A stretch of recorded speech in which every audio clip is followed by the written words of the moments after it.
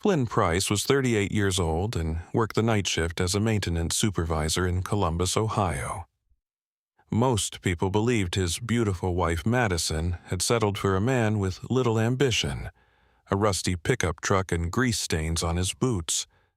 They saw the dented lunchbox, the faded work shirts, and the quiet smile that never argued back.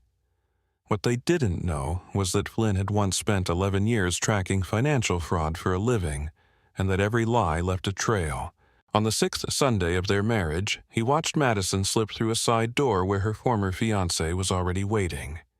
Flynn reached for the cold metal handle and heard someone whisper his name from inside. If you're watching from somewhere in the world today, leave your country and your local time in the comments. I always enjoy seeing where these stories travel. And if you love slow-burning dramas where patience defeats deception, consider subscribing before we continue. Tomorrow's story may surprise you even more. The townhouse where Flynn Price and Madison lived stood on a quiet street just south of German village Columbus. It was small, clean and ordinary, with white siding that needed repainting and a front porch that leaned slightly to the left after years of Ohio winters. Most evenings, neighbors saw the same routine. Flynn's old white Ford Ranger rolled into the driveway shortly after sunrise while everyone else was leaving for work. The truck rattled when the engine stopped. Its paint had faded years ago. The driver's door squeaked every time it opened. Flynn never seemed embarrassed by any of it. He climbed out wearing heavy work boots, carrying the same steel lunchbox he had owned for nearly a decade, and quietly watered the flowers beside the porch before going inside to sleep for a few hours. The neighbors often smiled politely. Some pitied him. Others admired Madison for seeing beyond money. Few realized how wrong they were. Madison Price worked at Lakeview Row Apartments, one of the newest luxury complexes in Columbus. Every day, she showed penthouses to surgeons, attorneys, executives, and investors arriving in imported cars worth more than Flynn's entire truck. She dressed accordingly.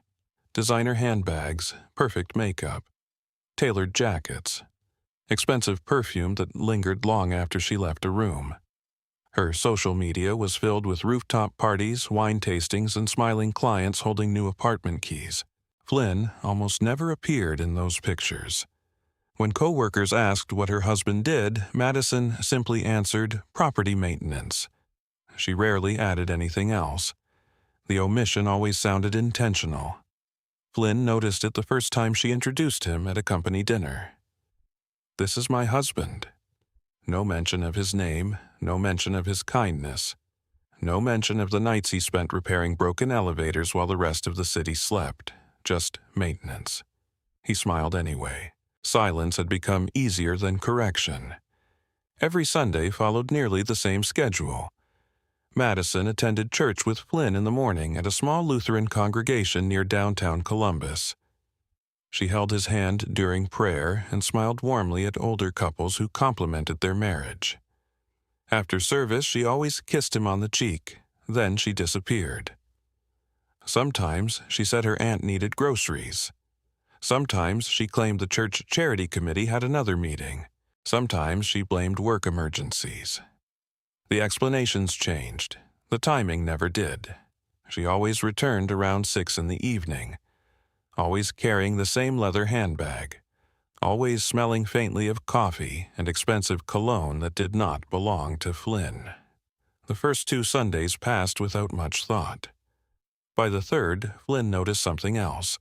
Her phone never left her hand. She took it into the bathroom, into the laundry room, even onto the porch while taking out trash. Whenever it vibrated, she angled the screen away from him. She smiled at messages she never shared, then quickly erased the expression before turning around.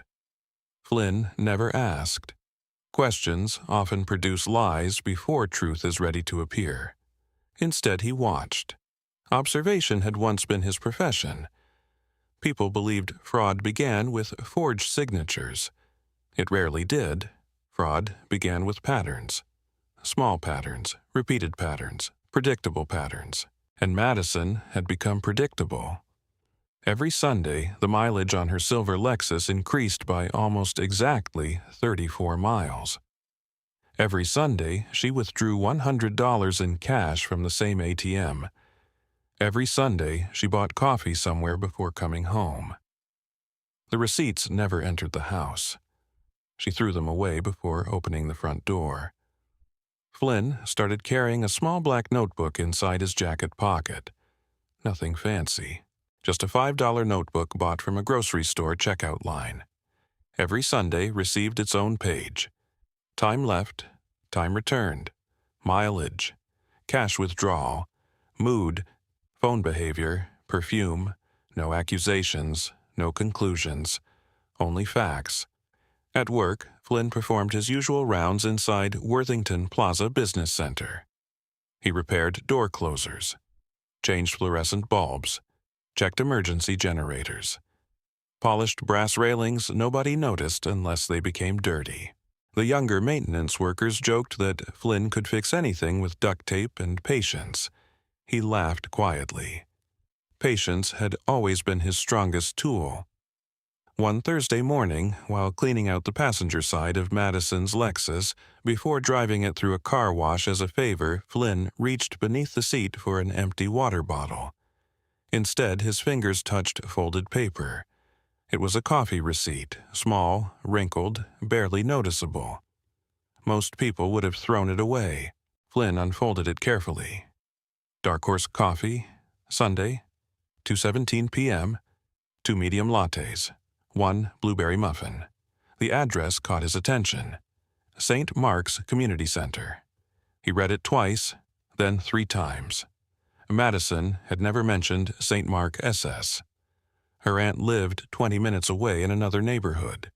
The church committee met downtown. Lakeview Apartments sat east of the city. Nothing connected to St. Mark S. He folded the receipt exactly as he had found it and slipped it into his notebook instead. That evening, Madison returned home smiling. She kissed him lightly, asked if he wanted pasta for dinner, talked about a new resident who rented the penthouse suite. She sounded relaxed, natural, almost convincing. Flynn watched steam rise from his coffee mug while she spoke. He noticed tiny flower stains on her sleeve, a faint scratch across her wrist, and something else. There was fresh blue ink on her thumb. Not from signing leases. It looked like someone had stamped her hand and she had rubbed most of it away. He looked down before she noticed him looking. She never realized he had seen it. That night, Flynn couldn't sleep. Rain tapped softly against the bedroom window while Madison slept peacefully beside him. The digital clock glowed 2:43 a.m. He stared at the ceiling. Not angry, not yet. Only curious. Curiosity had solved more mysteries than jealousy ever could. As dawn approached, Flynn quietly opened his notebook again. Under next Sunday's date, he wrote only 4 words. Follow her this time. He closed the notebook and slipped it back into the drawer before Madison opened her eyes. Neither of them spoke during breakfast. But somewhere inside the quiet kitchen, the first crack in their marriage had already begun to spread. Sunday arrived beneath a blanket of gray clouds that hung low over Columbus. The city felt quieter than usual. Church bells echoed across downtown while families carried children through parking lots holding umbrellas against the slow drizzle that had begun before sunrise. Flynn Price stood beside Madison outside the little Lutheran church they had attended since their wedding. She smiled at everyone. She hugged elderly women. She complimented babies. She laughed with the pastor about the upcoming charity bake sale. Nothing about her suggested secrets. Nothing about her hinted that another life waited only a few miles away. When service ended, Madison squeezed Flynn's hand. "I'll probably be late tonight," she said casually. "My aunt wants help organizing some old family papers." Flynn nodded. "Drive safe." She kissed his cheek before climbing into her silver Lexus. Within seconds, she disappeared into Sunday traffic. Flynn waited another 3 minutes. He never rushed. He had learned years ago that people being followed often sensed impatience long before they noticed another vehicle. Only after Madison disappeared completely did Flynn walk toward his own truck. The old Ford Ranger coughed twice before the engine started. The heater barely worked. Rain tapped softly against the cracked windshield while he adjusted the mirror. He left enough distance to avoid attention. 3 traffic lights, 4 cars, sometimes 5, always enough space.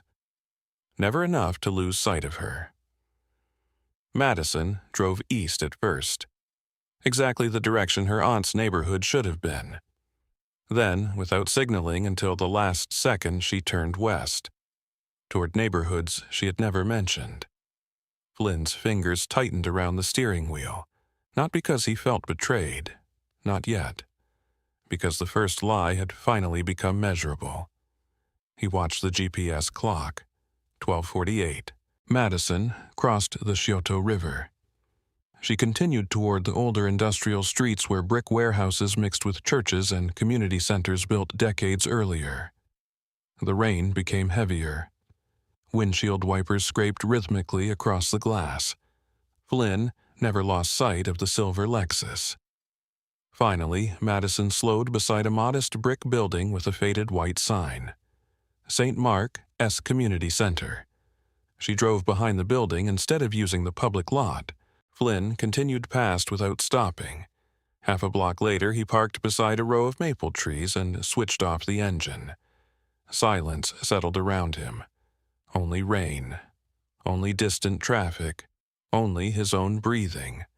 From where he sat, he could see the rear entrance through branches dripping with water.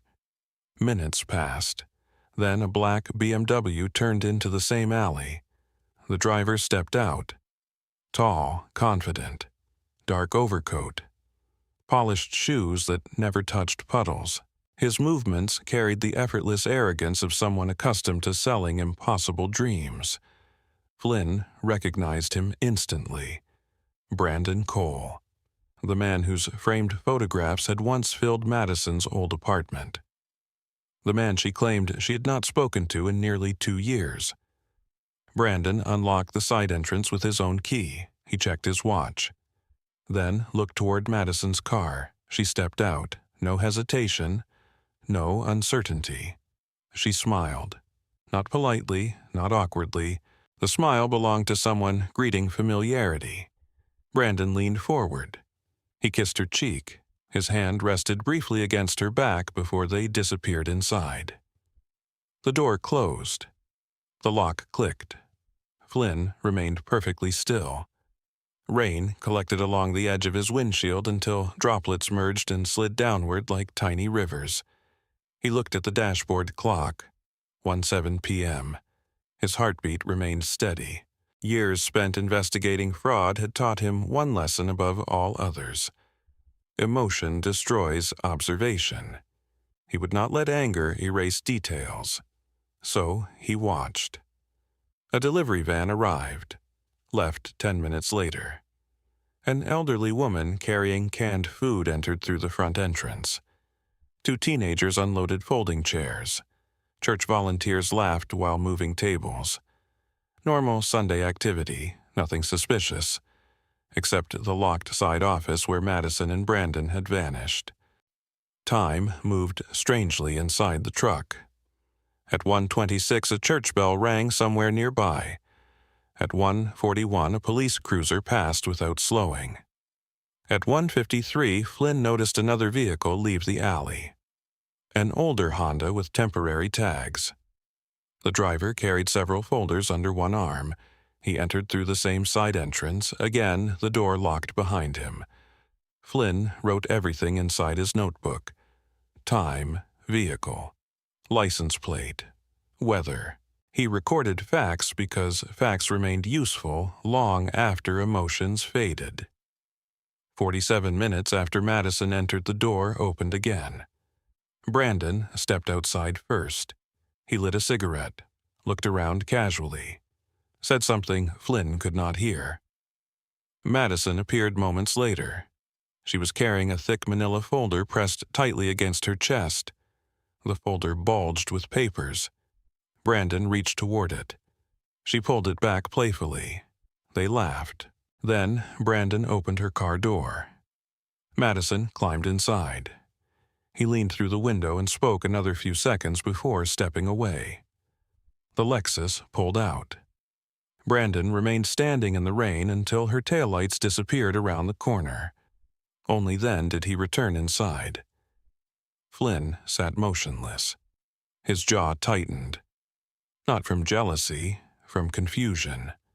Affairs usually hid themselves. This meeting felt different. Businesslike, planned, structured. The folder bothered him more than the kiss. Paper left longer shadows than romance ever could. 5 more minutes passed. Flynn finally started the truck. He drove slowly toward the community center, past the front entrance, past families carrying casseroles, past volunteers decorating bulletin boards. He parked across the street. The rain had almost stopped. Water dripped from rooftops. The air smelled of wet concrete and pine mulch. Flynn climbed out. His boots splashed softly through shallow puddles. The side entrance stood only 30 feet away. Gray metal, fresh paint, commercial deadbolt. Someone had replaced the hinges recently. Maintenance habits never left him. He noticed details automatically. Camera mounted above the light fixture. Keypad beside the frame. Fresh tire tracks in mud. One cigarette still burning beside the curb. He bent slightly. Not enough to attract attention. The cigarette carried expensive imported tobacco.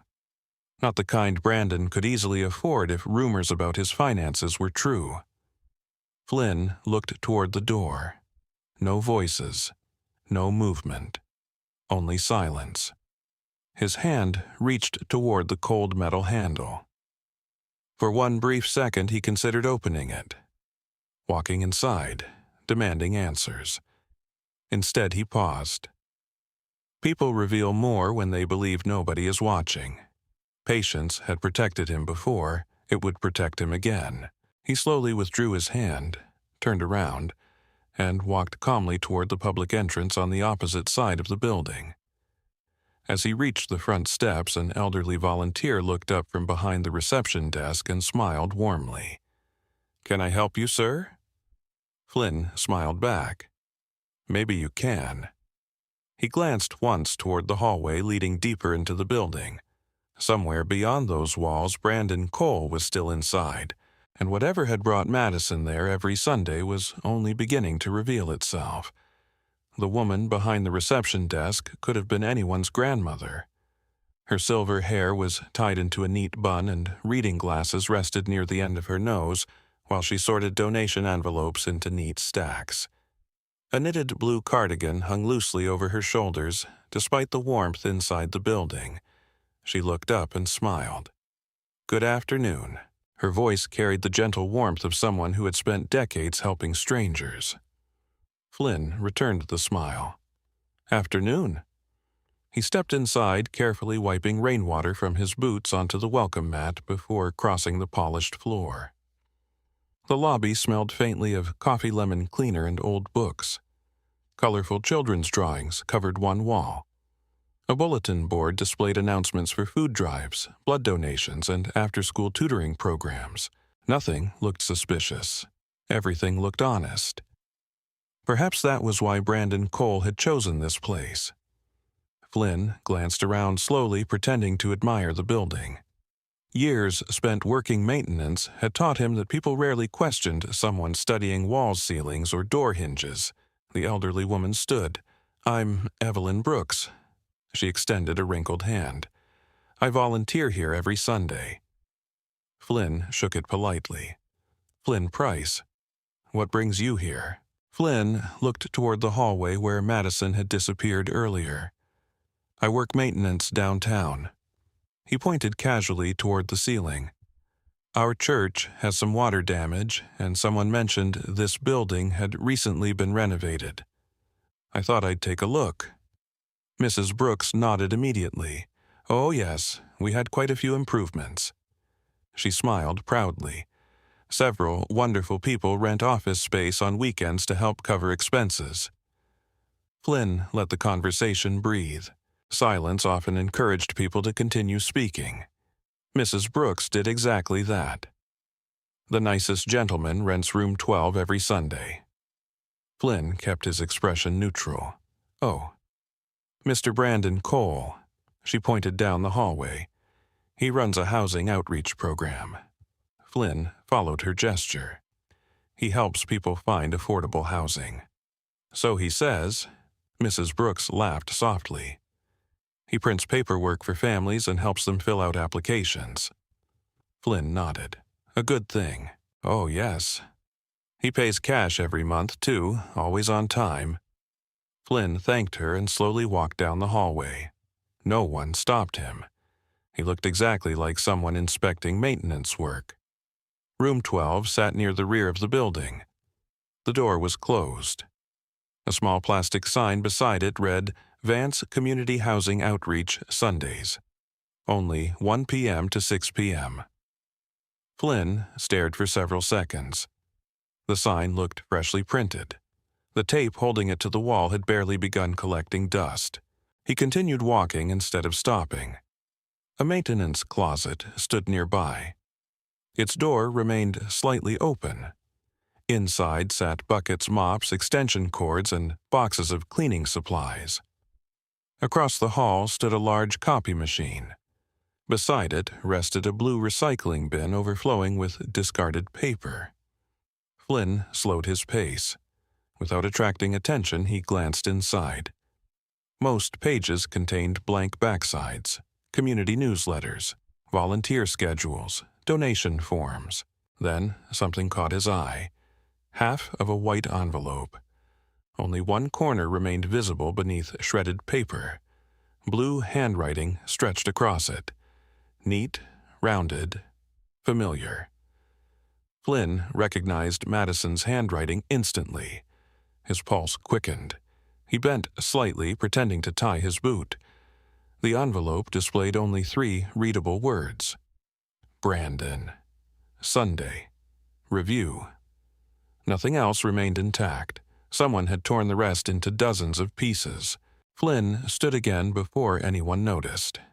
He continued walking through the hallway. At the far end stood a fire exit leading outside. He pushed it open. Fresh air rushed inside. From there, he could see the rear parking area where Madison's Lexus had been parked earlier. The pavement remained wet. Fresh tire tracks cut through shallow puddles. Flynn noticed another detail, a security camera mounted beneath the roofline. He followed its viewing angle. The lens covered the parking area but not the side office entrance. Interesting. Very interesting. Someone familiar with surveillance would know exactly where to stand without appearing on camera. Flynn returned inside. He passed room 12 once more. This time he heard voices. Muted, a man, a woman, then the sound of paper sliding across a table. No laughter, no intimacy, business. The realization settled quietly inside him. Whatever Madison was doing here did not resemble a simple affair. Something else connected them. Something involving documents, paper, signatures, money. The hallway ended beside another small office where volunteers sorted donated clothing. 2 women folded children's jackets while chatting. Neither paid Flynn any attention. Perfect. He studied everything. Exit signs, window locks, smoke detectors, electrical panels. Years in maintenance had trained his eyes to catalog buildings almost automatically.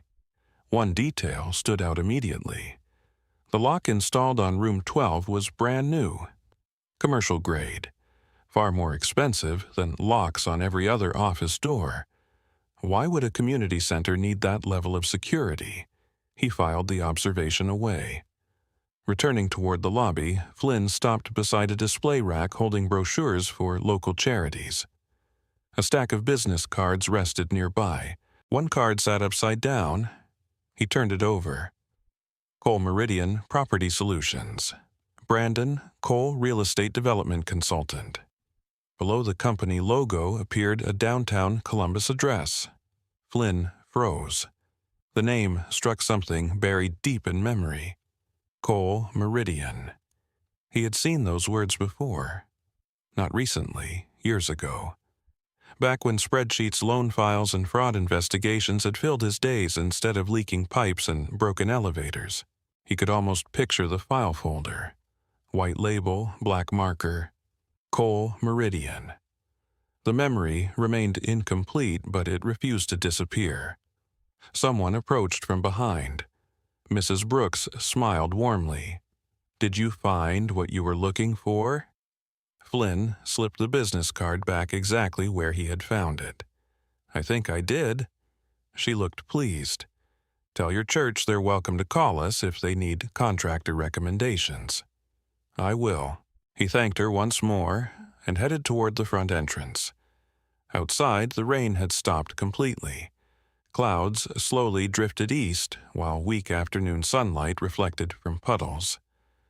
Flynn climbed into his truck but did not start the engine immediately. Instead, he opened the black notebook resting beside the passenger seat. His handwriting remained small and precise. Room 12, Sunday office only. Housing outreach, cash rent, commercial lock. Madison's handwriting. Cole Meridian. He underlined the final words twice. The name bothered him.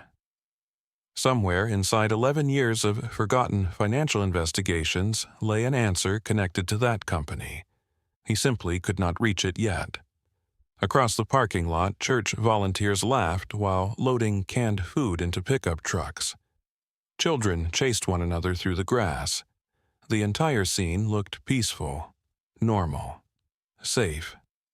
Flynn watched quietly. Appearances could be carefully manufactured. He understood that better than most people.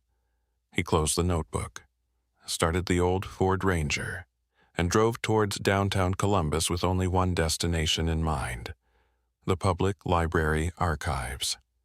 If Cole Meridian had crossed his path once before, the records would still exist somewhere, and Flynn intended to find them. Monday morning arrived with clear skies over downtown Columbus, but Flynn Price carried the weight of Sunday's discoveries like a toolbox that had suddenly doubled in size. He finished his shift at Worthington Plaza Business Center shortly after 7. The younger maintenance crew joked as they clocked out. Someone complained about clogged drains. Another argued about football scores. Flynn smiled politely without joining the conversation. His mind remained somewhere else. Room 12. The manila folder. Cole Meridian. The words repeated themselves like an old song he almost remembered. Instead of driving home, Flynn headed toward the Columbus Metropolitan Library. The old stone building stood quietly against the morning sun while office workers hurried past carrying coffee cups and laptops. Inside, everything slowed down. Soft footsteps, turning pages, the distant hum of printers. It was the kind of place where forgotten truths often survived long after people wanted them erased. Flynn walked toward the public records section. A librarian with silver glasses greeted him. "Can I help you find something?" "I'm looking for business filings." She pointed toward several public computer terminals. "Secretary of State records are available there." "Thank you." Flynn sat down and typed 2 simple words. Cole Meridian. The screen filled with results. Cole Meridian, Property Solutions, LLC, inactive. Cole Meridian Development Group, dissolved. Cole Meridian Investment Holdings. Administrative cancellation, one company after another. Each existed briefly before disappearing. Different addresses, different managers, different phone numbers. The pattern felt familiar. Companies created. Debt accumulated, credit exhausted, then abandoned. Flynn clicked through old court filings. Small contractor disputes, landlord complaints, unpaid invoices, civil judgments, nothing individually dramatic. Together, they painted a picture. Brandon Cole never built businesses. He built temporary shells. Flynn leaned back. His eyes narrowed. His notebook opened beside the keyboard. He wrote only dates and case numbers. Facts, always facts. One filing caught his attention. Franklin County Civil Court, 7 years earlier. Plaintiff, Buckeye National Bank. Defendant, Coal Meridian Development Group. Flynn stopped breathing for a moment. Buckeye National Bank. He knew that name better than almost anyone. Before his father's illness, before maintenance work, before quiet mornings and leaking pipes. He had spent 11 years inside Buckeye National's Fraud Analysis Department. A different life, a different version of himself. The memory slowly surfaced. Rows of cubicles, stacks of mortgage applications, digital signatures, income verification reports, one particular investigation involving inflated commercial property values. Someone had attempted to secure millions in loans using fabricated documents. Flynn remembered long nights comparing signatures and tax returns line by line. The case had reached investigators before suddenly disappearing. Management had reassigned everyone involved. No criminal charges followed. The file simply vanished. At the time, Flynn assumed prosecutors lacked evidence. Now he wasn't so sure. He searched deeper. Archived newspaper articles appeared. Most mentioned failed developments around Columbus suburbs. One article included Brandon Cole's photograph, younger, confident, standing beside a luxury condominium project that never existed. Flynn studied the face. The smile had not changed. Neither had the eyes. They always seemed to calculate. A second article discussed lawsuits filed by investors who claimed construction funds disappeared. No convictions. Only settlements. Again and again Brandon escaped consequences. Flynn closed his eyes briefly. Memory finally connected everything. He had personally flagged suspicious loan documents involving one of Brandon's companies. The signatures looked inconsistent. Employment records failed verification. Several appraisals seemed inflated. Then senior management removed the file. No explanation, no discussion, only silence. Someone powerful had buried the investigation. The realization settled quietly inside him. Brandon Cole was not merely Madison's former fiancé.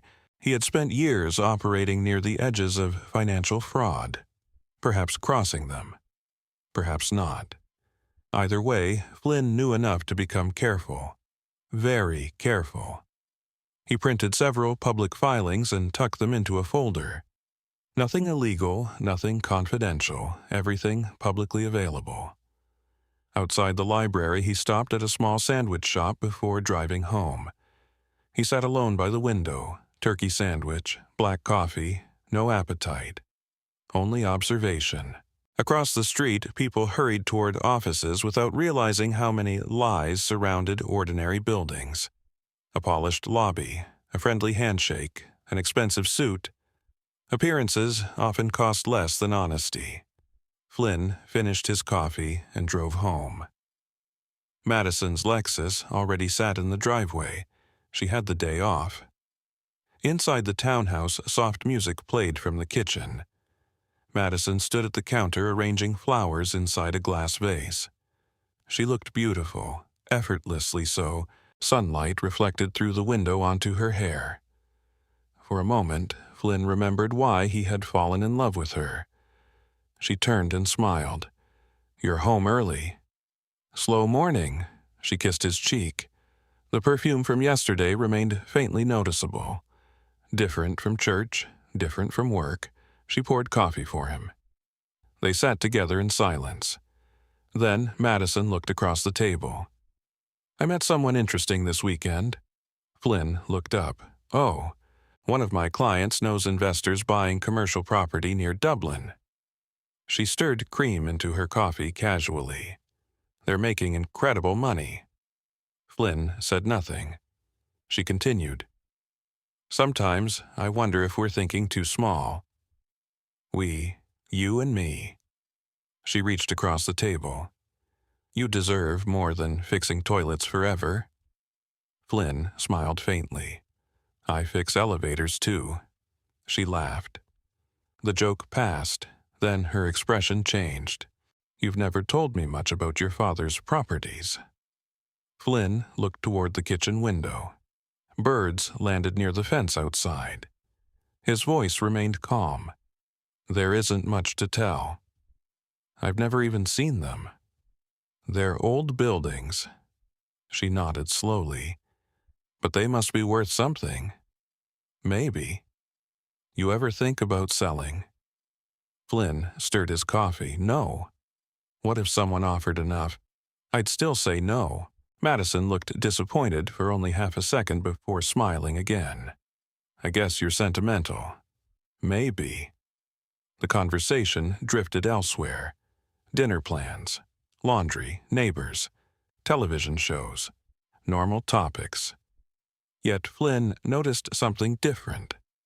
Madison had asked more questions about property in 5 minutes than during 6 months of marriage. The timing felt deliberate. Later that evening, she showered while Flynn loaded dishes into the dishwasher. Her laptop remained open on the dining table. The screensaver had not activated. He had no intention of invading her privacy. He simply walked past. Then one search result visible on the browser froze him in place. Ohio inherited property spouse rights. Another tab read family trust asset protection. Another can inherited commercial property become marital property. Flynn stared only long enough to read the titles. Then he continued walking. He never touched the computer, never clicked a link, never opened another page. He didn't need to. He had already seen enough. That night, Madison fell asleep quickly. Flynn remained awake beside her. Moonlight filtered through the curtains. The black notebook rested in his hands. He added one new sentence beneath Sunday's entry. This was never just about Brandon. He paused, then wrote another. Someone is trying to reach something much bigger than me. He closed the notebook. Outside, wind rattled the branches against the bedroom window. Inside the darkness, Flynn understood that the questions had changed. He was no longer trying to discover whether his wife was cheating. He was trying to discover why. And deep inside his memory, another forgotten name was beginning to surface beside Cole Meridian. One that could explain everything. For the next 3 days, Flynn Price behaved exactly as he always had. He left for work before sunset. He returned after sunrise. He mowed the grass on Wednesday afternoon. He changed the batteries in the hallway smoke detector. He tightened the loose handle on the kitchen cabinet that Madison had mentioned weeks earlier. Nothing about him suggested suspicion. Nothing suggested he had spent hours reading court records and old business filings. That was precisely how Flynn preferred it. The quiet man in work boots was invisible. Invisible people heard things. Invisible people survived. Thursday evening, after waking for another overnight shift, Flynn carried a cardboard storage box down from the attic. Dust covered the lid. The words "Dad, Office" were written across one side in fading black marker. He set the box on the dining room table while Madison finished getting ready for work. She glanced at it. "What's that?" "My father's paperwork. I thought most of it stayed with the attorney." "It did. This is just old insurance stuff." Madison nodded casually, but Flynn noticed something. Her eyes lingered on the box a little too long. Not curiosity, interest. She grabbed her purse. "Don't stay up too late before work." "I won't." The front door closed behind her. The engine of her Lexus faded into traffic. Only then did Flynn open the box. Inside lay decades of paperwork. Old tax returns, insurance policies, property maps, receipts from contractors, photographs of buildings his father had purchased long before Columbus expanded into surrounding suburbs. Near the bottom rested a thick blue folder. Price Family Trust. Flynn had not opened it since the funeral. His father's attorney had explained everything years earlier. The trust owned 3 commercial properties, 2 warehouse buildings, 1 retail strip center near Dublin, Ohio. The assets belonged to Flynn alone unless he voluntarily transferred ownership or mixed them with marital assets. His father had insisted on those protections. Money attracts shortcuts, he once said, and shortcuts attract dangerous people. At the time, Flynn thought the advice excessive. Now he wondered if his father had simply lived longer. He reviewed the documents carefully. Nothing had changed. The trust remained intact. Income flowed directly into separate accounts managed independently. Madison had never been added as beneficiary. Everything appeared secure. Then Flynn noticed something odd. Someone had recently requested certified property tax statements online. The request date was only 6 weeks old. He had not requested them. Neither had Rebecca Lawson, the attorney managing the trust. Someone else had become interested. Flynn folded the paperwork neatly. His phone vibrated. Madison. He answered. "Hey. You busy?" "Just organizing old papers." Her voice brightened immediately. "Oh, good. You should really think about updating everything." "I suppose. You know." She paused casually. "If those buildings ever needed refinancing or redevelopment, property values are exploding around Dublin." Flynn looked silently at the trust documents. "So, I've heard. I met someone recently who understands commercial investments. Really, very successful. He helps families grow wealth." Flynn remained quiet. Madison continued. "I could arrange lunch if you ever wanted advice." Flynn leaned back in his chair. The ceiling fan turned slowly overhead. "I'll think about it." She sounded almost disappointed. "Okay. Love you." "You too." The call ended. Flynn stared at the silent phone. The words replayed. He helps families grow wealth. Brandon Cole. Without saying his name, Madison had already introduced him. The realization hardened something inside Flynn. This wasn't random. It wasn't coincidence. It was preparation. That same afternoon, Flynn drove downtown instead of reporting directly to work. Lawson and Burke estate attorneys occupied the second floor of an old brick building overlooking Capitol Square. The receptionist smiled warmly. "Mr. Price, Miss Lawson can see you now." Rebecca Lawson looked almost exactly as Flynn remembered. Gray hair, sharp eyes, perfect posture. The same leather-bound planner rested beside her desk. She stood to greet him. "It's been too long." "It has." They sat. Neither wasted time. Rebecca listened quietly while Flynn described only facts.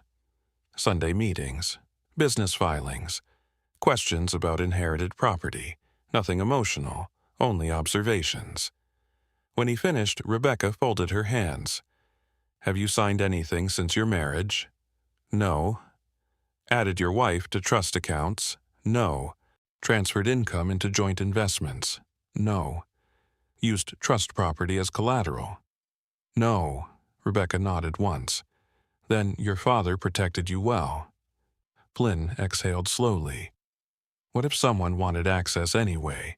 They would need your cooperation. And if they tricked me? Rebecca opened the trust agreement.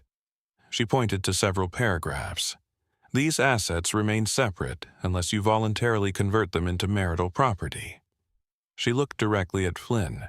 "That means refinancing jointly, adding your spouse to ownership, or signing partnership agreements involving the trust." Flynn remained silent. Rebecca closed the folder. "If anyone places paperwork in front of you, don't sign. Not one page. Until I read it first." Flynn nodded. "I understand." She hesitated before speaking again. "Your father visited me 3 months before he died." Flynn looked up. He was worried. About what? He said one day someone might mistake your kindness for weakness. Rebecca smiled gently. He told me to remind you that quiet men survive because they wait before acting. The words stayed with Flynn long after he left the office. Sunlight reflected from skyscraper windows while traffic crawled through downtown intersections.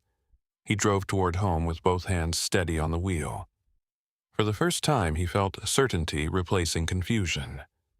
Madison wasn't simply hiding meetings.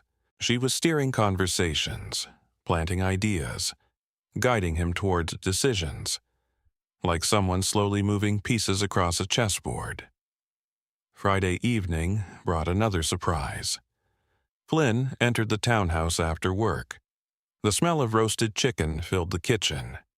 Candles burned on the table. Soft jazz played from a speaker near the window. Madison rarely cooked elaborate dinners. Tonight, she had. She appeared wearing a blue sweater Flynn had always liked. She smiled warmly. "I thought we deserved a nice evening."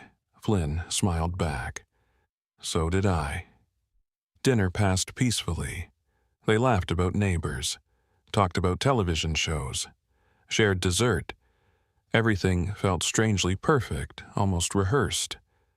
When Madison finally stood from the table, she disappeared upstairs for a moment. She returned, carrying a leather portfolio.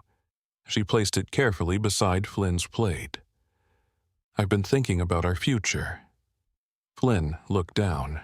The portfolio contained several neatly organized pages. Typed, professional, clipped together. Madison pushed them gently toward him. "I think we should start planning together." Flynn rested his fingertips on the cover but did not open it. Across the table, Madison watched him carefully. Her smile remained soft, patient, hopeful, yet something in her eyes seemed almost too attentive, as though she wasn't waiting for agreement. She was waiting for a signature. Flynn slowly opened the folder. The first page read Post-Marriage Financial Planning Agreement. His heartbeat remained calm, but somewhere deep inside, every instinct he had ever trusted quietly came alive.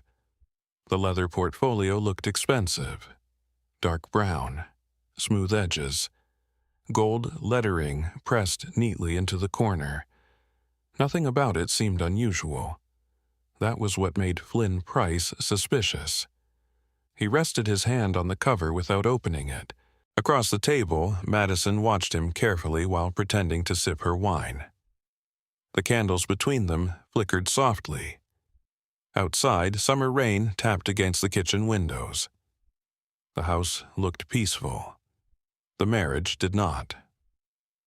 Flynn slowly opened the portfolio. Inside rested nearly 20 pages.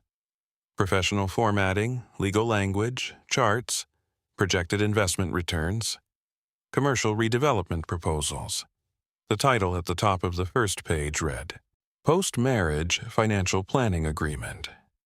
Beneath it appeared another sentence, designed to maximize shared family wealth through joint property management. Flynn turned another page, then another. He never rushed. He read every paragraph the same way he had once reviewed mortgage applications inside Buckeye National Bank. One sentence at a time, one signature block at a time. Madison leaned forward. "What do you think?" Flynn kept reading. "I don't know yet. It isn't complicated, I'm sure. It just helps protect our future." Flynn nodded without looking up. "That's important." "It is," she smiled. "I talked with someone who understands commercial property." Flynn finally raised his eyes. "Someone, a financial consultant. What was his name?" Madison hesitated for barely half a second. "I don't remember." Flynn simply nodded. The lie had arrived faster than expected. He returned to the document. Several pages discussed refinancing options. Others suggested transferring certain income streams into shared marital investment accounts. Another page proposed forming a family real estate partnership. Most people would have skimmed it. Most husbands would have trusted their wives. Flynn had spent 11 years studying paperwork created by people who counted on exactly that. The danger rarely appeared in bold print. It hid inside definitions, footnotes, cross-references, tiny clauses buried under harmless language. Halfway through the agreement, Flynn found one paragraph that made him stop. Should either spouse voluntarily contribute separate inherited assets toward joint redevelopment initiatives, both parties acknowledge future appreciation may constitute marital property subject to equitable distribution. Simple words, massive consequences.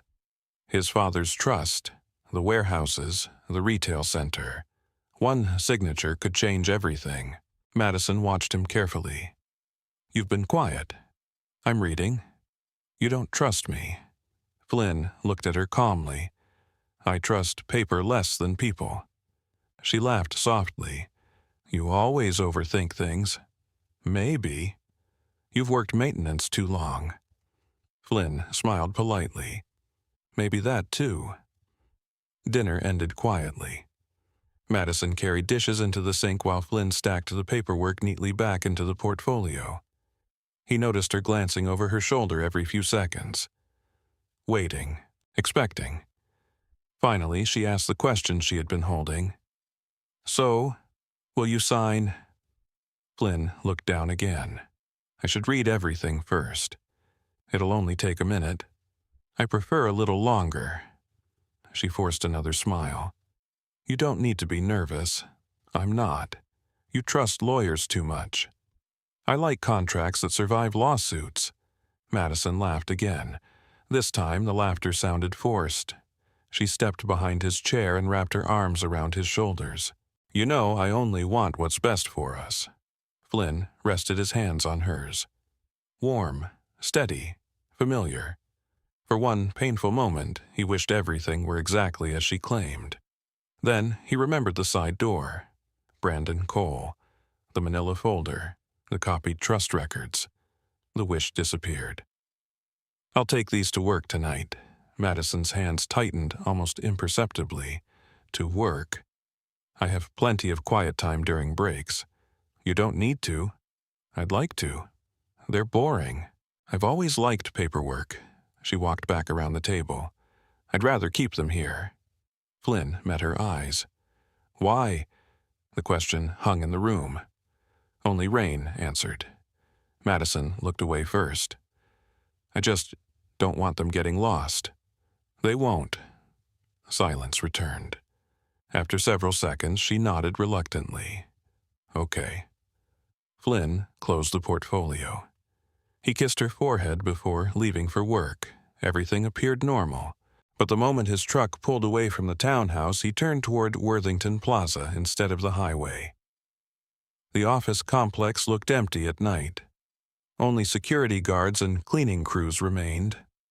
Flynn unlocked the maintenance office using his employee badge. Fluorescent lights buzzed overhead. He placed the portfolio on his desk beside a small document scanner used for building permits and maintenance invoices. Page by page, he scanned everything into encrypted PDF files stored on a flash drive. Then he enlarged the digital images. The fraud analyst inside him slowly returned. Margins, fonts, spacing, metadata, printer marks, revision history, small details invisible to ordinary readers. At 2:17 a.m., he noticed something unusual. The formatting changed on page 11. Different spacing, different font kerning. Tiny differences. Someone had copied text from another document. Flynn opened the file properties. The office scanner extracted hidden metadata automatically. Author, software, revision dates, editing history. He stared silently at the screen. The document author field had been erased. The company field remained blank, but one hidden revision identifier remained untouched. BC_MP_Rev4. Flynn read it twice. Then again, BC Brandon Cole, MP Madison Price. Revision 4. His jaw tightened. This agreement had not been downloaded from the internet. It had been created together, revised together, edited multiple times. He leaned back in the chair.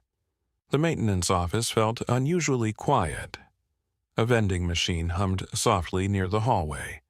Somewhere upstairs, an air conditioning unit started automatically. Flynn closed his eyes. The betrayal no longer felt abstract. It had structure, planning, deadlines, drafts. He printed one copy for Rebecca Lawson, another for himself. The originals remained untouched inside the portfolio. Nothing disturbed, nothing altered. At dawn, he drove home. Madison still slept upstairs. Her phone rested on the bedside table, charging beside the lamp. Flynn quietly returned the leather portfolio to exactly the same place where she had left it. The corners lined up perfectly with the table edge. She would never know it had left the house. He showered, changed clothes, made coffee. By 8:30, Madison walked downstairs wearing a silk robe. She smiled sleepily. "Did you read everything?" Flynn stirred cream into his coffee. "I did. And—" He looked up. "I think we should take our time." Her smile faded slightly. "It isn't that complicated." "I know." "So why wait?" Flynn lifted the mug. "Because patient men usually lived longer than impatient ones." He almost said it aloud. Instead, he smiled gently. "I'd like to understand every page before I sign my name." Madison looked disappointed, only for an instant. Then the expression disappeared. "Of course." She kissed his cheek before leaving for work. The front door closed. The Lexus backed out of the driveway. Flynn watched through the window until she disappeared. Then he reached into his pocket and removed the flash drive containing every scanned page. On the label, he wrote only 3 words: Revision for Evidence. He slipped it into the same black notebook where every Sunday observation had been recorded. Outside, the morning sun broke through the clouds. Inside the quiet townhouse, Flynn finally understood one thing with absolute certainty. Madison and Brandon had not created this plan overnight. They had been writing it together for weeks, perhaps months, and somewhere beyond those carefully drafted pages, another Sunday was already waiting. Sunday returned with bright sunshine.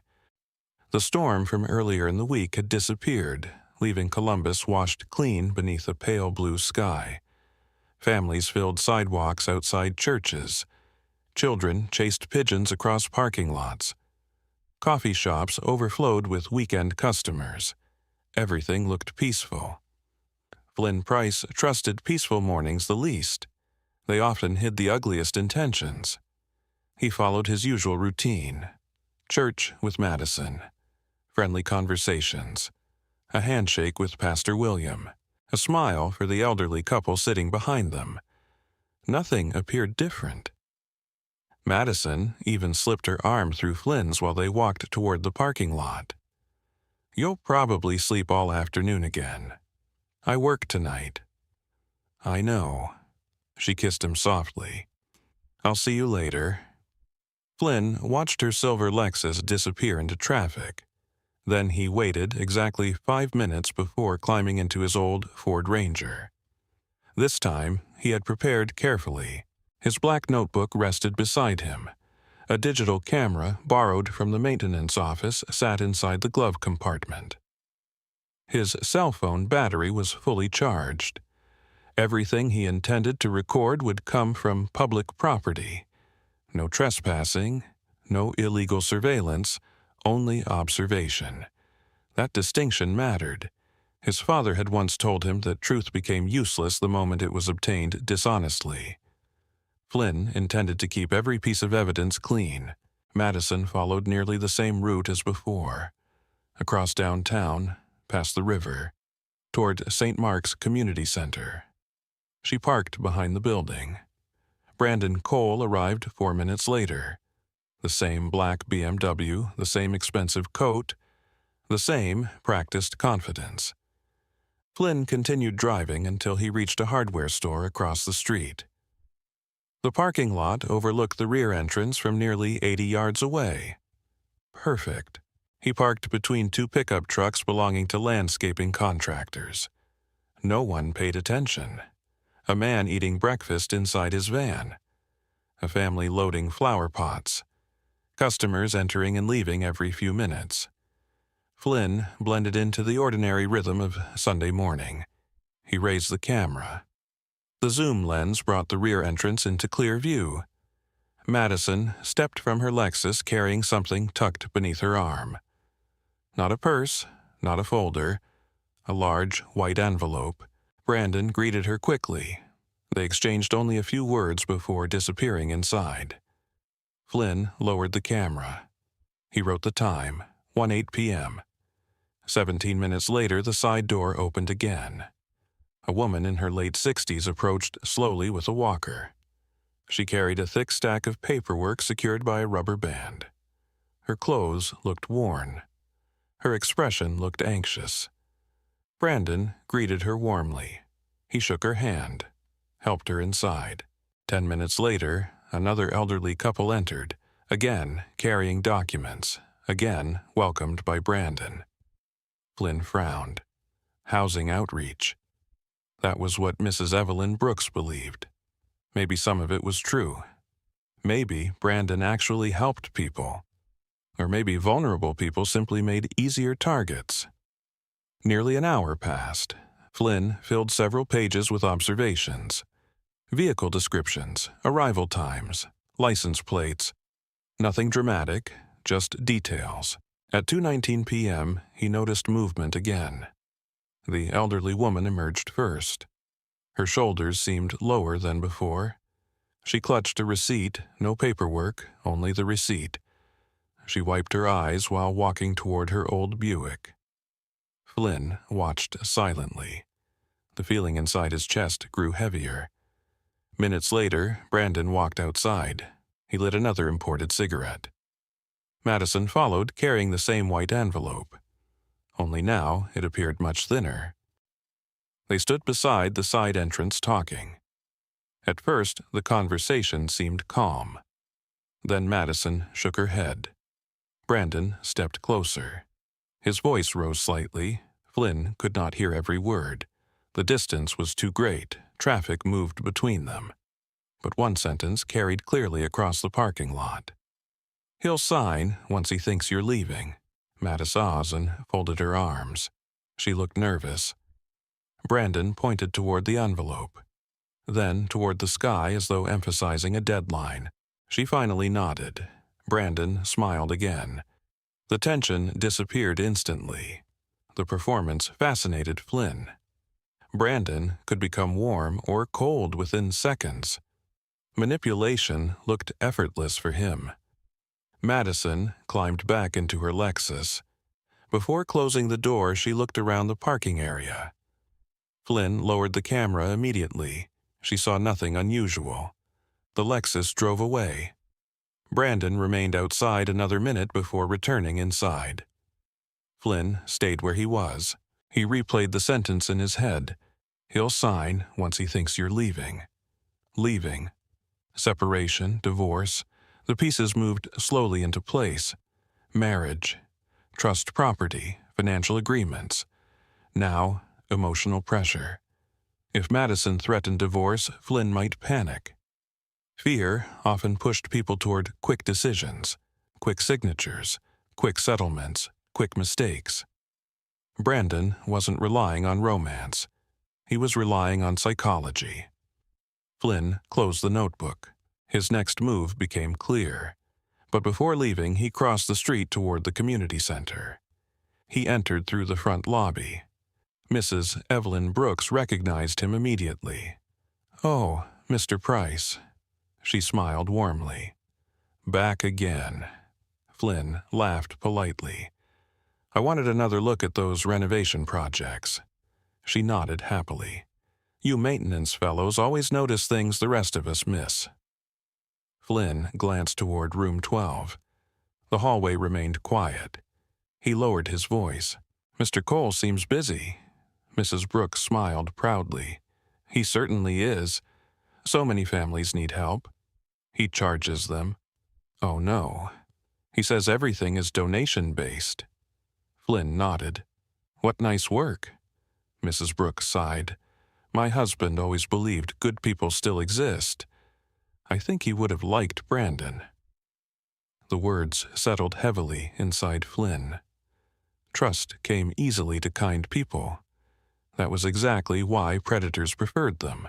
Before leaving, Flynn noticed something taped beside the reception desk. A handwritten sign. Community Housing Assistant suggested processing donation, $125. No refunds after submission. Flynn stared at it. Processing donation. The elderly woman who left crying. The empty paperwork. The receipt. His stomach tightened. He thanked Mrs. Brooks and walked outside. Instead of returning directly to his truck, he circled behind the building. From public property, he photographed the sign through the lobby window, then photographed the office entrance, then Brandon's business hours. Everything remained visible from public access. Everything remained legal. When Flynn finally returned to the Ford Ranger, his notebook contained more than dates. It contained a pattern: marriage pressure, financial paperwork, housing donations, vulnerable victims. Brandon Cole appeared to run more than one scheme at a time. Flynn started the engine. He drove home slowly. The radio remained silent. Traffic rolled past unnoticed. His thoughts remained fixed on one sentence: "He'll sign once he thinks you're leaving." By the time the townhouse came into view, Flynn already knew what would happen next. Madison would begin pulling away. Cold conversations, arguments, distance, then the threat of divorce. Everything had likely been planned in advance. The only question remaining was whether Flynn would pretend to fall into the trap, or quietly build one of his own. The change began so quietly that most husbands would have missed it. Flynn Price did not. On Monday morning, Madison left for work without kissing him goodbye. She simply picked up her purse, checked her reflection in the hallway mirror, and walked out the front door. The silence she left behind lingered longer than the sound of the closing latch. Flynn poured himself another cup of coffee and stood at the kitchen window. Outside, a delivery truck rolled slowly through the neighborhood while children waited for the school bus. Everything looked ordinary. Inside the house, something had shifted. The next evening, she returned almost 2 hours later than usual. She blamed traffic. The following night, she claimed a tenant emergency. Thursday, she stayed inside the bedroom, answering messages until nearly midnight. Friday, she barely spoke at dinner. The conversations became shorter. The smiles became practiced. The distance grew 1 inch at a time. Flynn never complained. Instead, he observed. He noticed she had stopped wearing the perfume he liked. She no longer asked about his work. She stopped placing her coffee mug beside his every morning. Tiny habits disappeared one after another like lights slowly going out in a long hallway. He wrote every change into the black notebook. No emotion, only facts.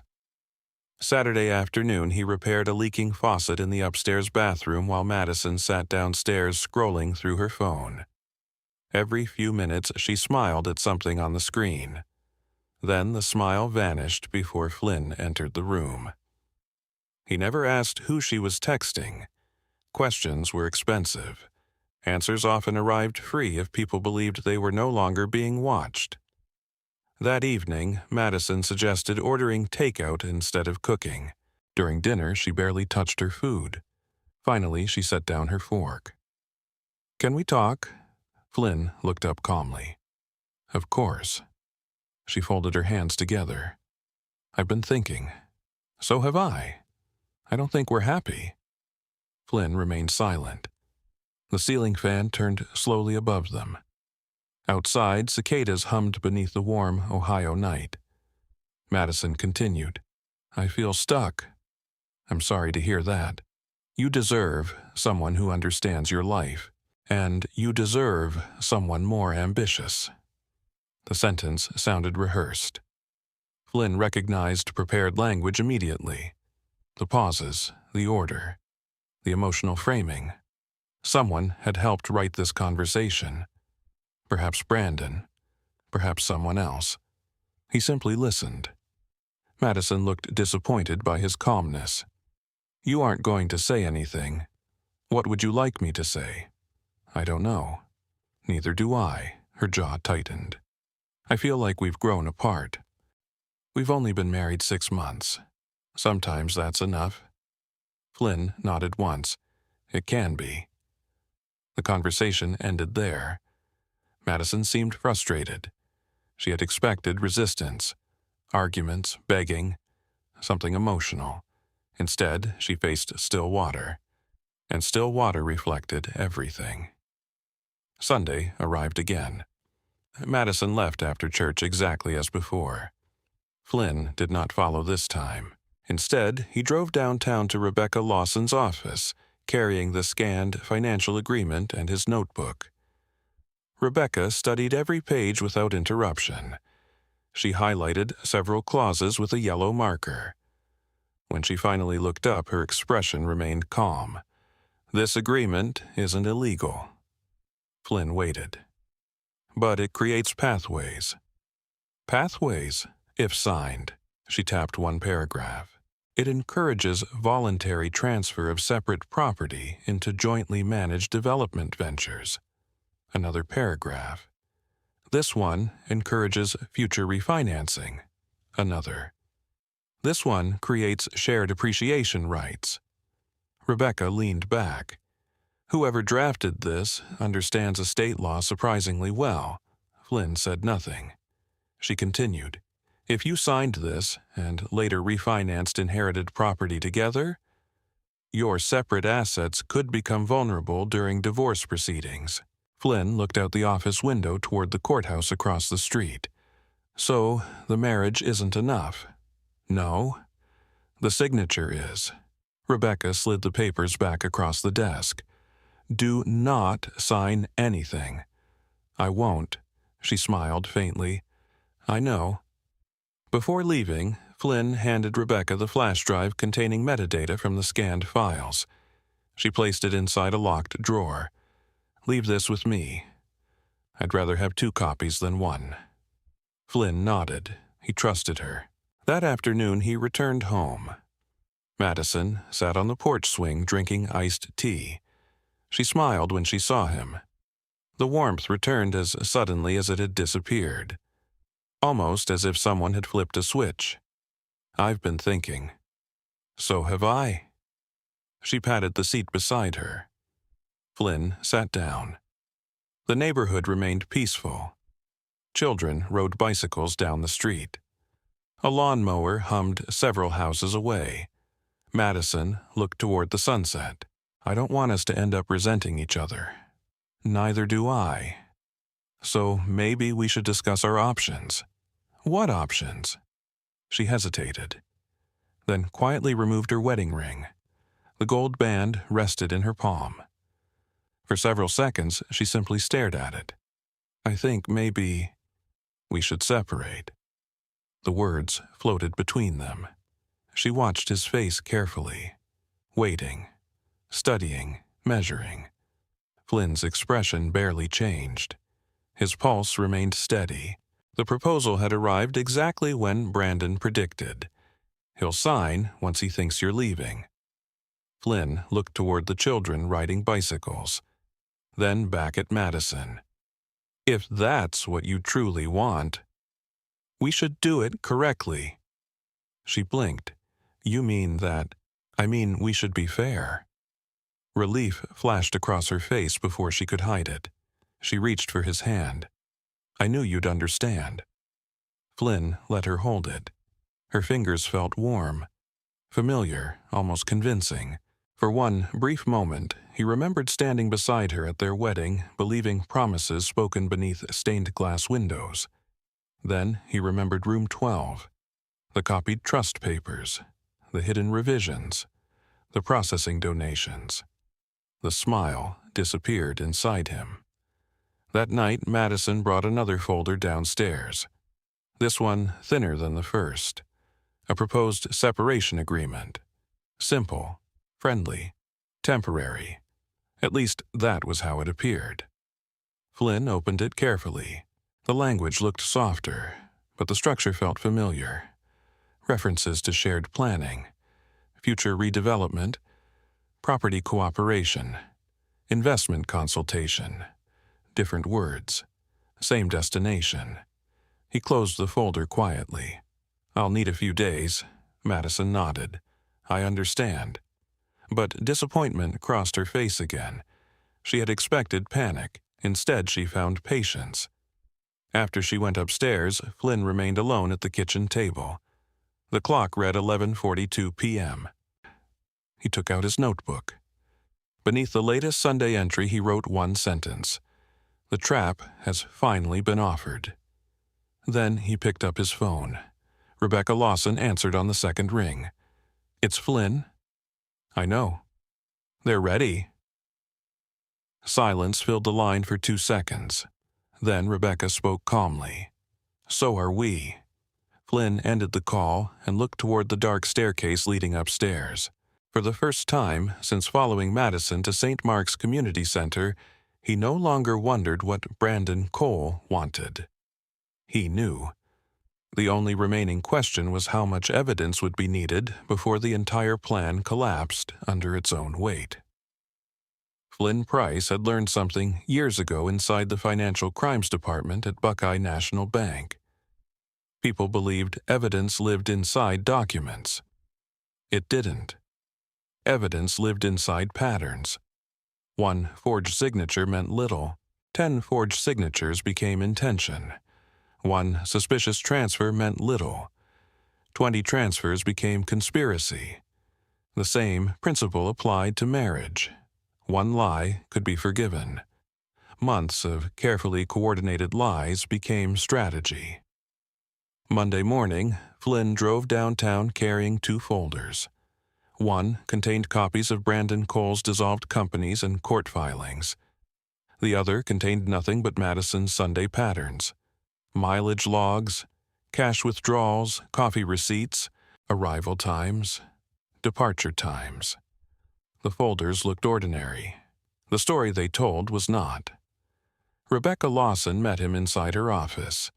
She had already reviewed the metadata from the financial agreement.